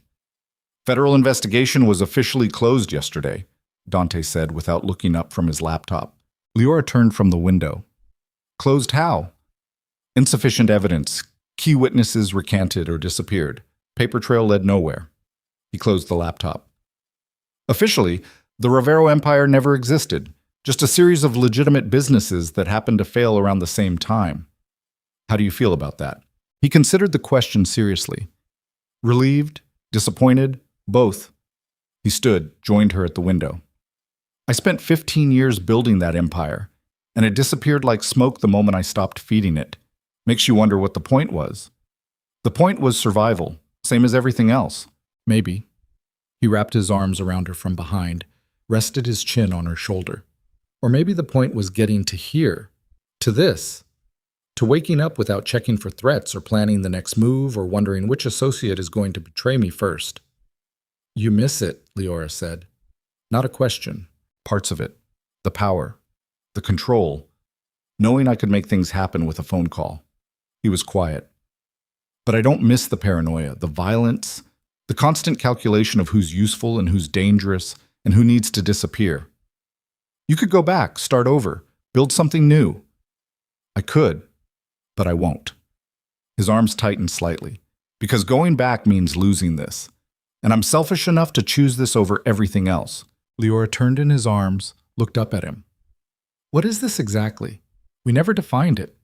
I don't know. Love, partnership, mutual dependency? He smiled slightly. Does it need a definition? Most things do eventually. Then call it whatever makes you comfortable. Just don't call it temporary. Dante Ravero planning for the future. Never thought I'd see the day. Leora Vale killing a man to protect someone who manipulated her. Never thought I'd see that day either. His expression sobered. We've both changed. Question is whether we changed into something compatible or just something broken in complementary ways. Does it matter? Probably should. But does it? She reached up, touched the scar on his jaw. We survived. We stayed. We're building something neither of us knows how to build. That's enough for now. He kissed her then. Soft. Certain. The kind of kiss that didn't ask for anything except presence. When he pulled back, his eyes were dark but clear. I have something for you, he said. He pulled a small box from his pocket. Black velvet. Obviously expensive. Leora's stomach flipped. If that's a ring, it's not. He opened it. Inside sat a key on a simple chain. Key to the cabin, legally transferred to your name, along with the bank accounts and investments attached to it. She stared at the key. Why? Because everything I had was built on blood. But this? He gestured around them. This is clean, legitimate, bought with money that was laundered so many times it has no connection to anything I did before. And I want you to have it, not as payment, not as leverage, just as proof that you own something in this relationship besides trauma and bad memories. Leora took the box, closed it carefully. This is a lot of money. You earned it, every dollar, by staying when you should have run, by pulling that trigger when I needed you to, by being here when I woke up convinced I'd die alone. He closed her fingers around the box. Take it. Build something with it. I don't care what. Just build something that's yours. She looked at the box in her hands, at the key that represented freedom or commitment, or maybe both, at the man who'd given her everything and taken everything and somehow left her more whole than broken. Thank you, she said quietly. Don't thank me. Just... He stopped, searching for words. Just keep choosing me. That's all I want. Everything else is negotiable. I will, for as long as it makes sense. And when it stops making sense, then we'll figure out what comes next. She set the box on the windowsill, pulled him close. But I don't think that's happening anytime soon. They stood together while snow fell outside and the coffee finished brewing, and somewhere in a California medical facility, Leora's mother was laughing with nurses about something inconsequential. Somewhere in Chicago, Raphael was living under a new name, doing legitimate work, and sleeping without a weapon under his pillow. Somewhere in the world, people were building and destroying and surviving and failing and continuing despite everything. And here, in this cabin in these woods with this man, Leora was doing the same.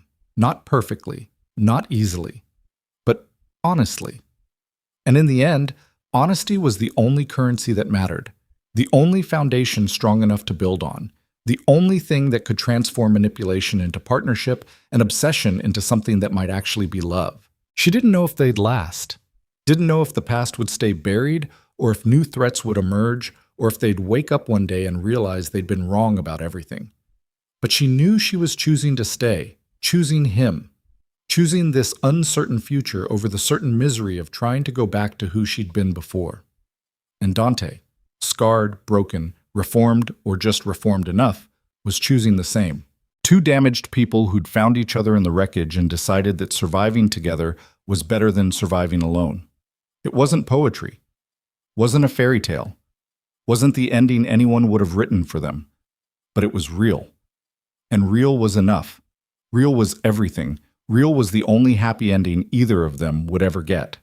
So they took it, held it carefully, and built their life around it one quiet day at a time, until the past faded and the future opened and Chicago became just a city they used to know instead of the war zone that had forged them.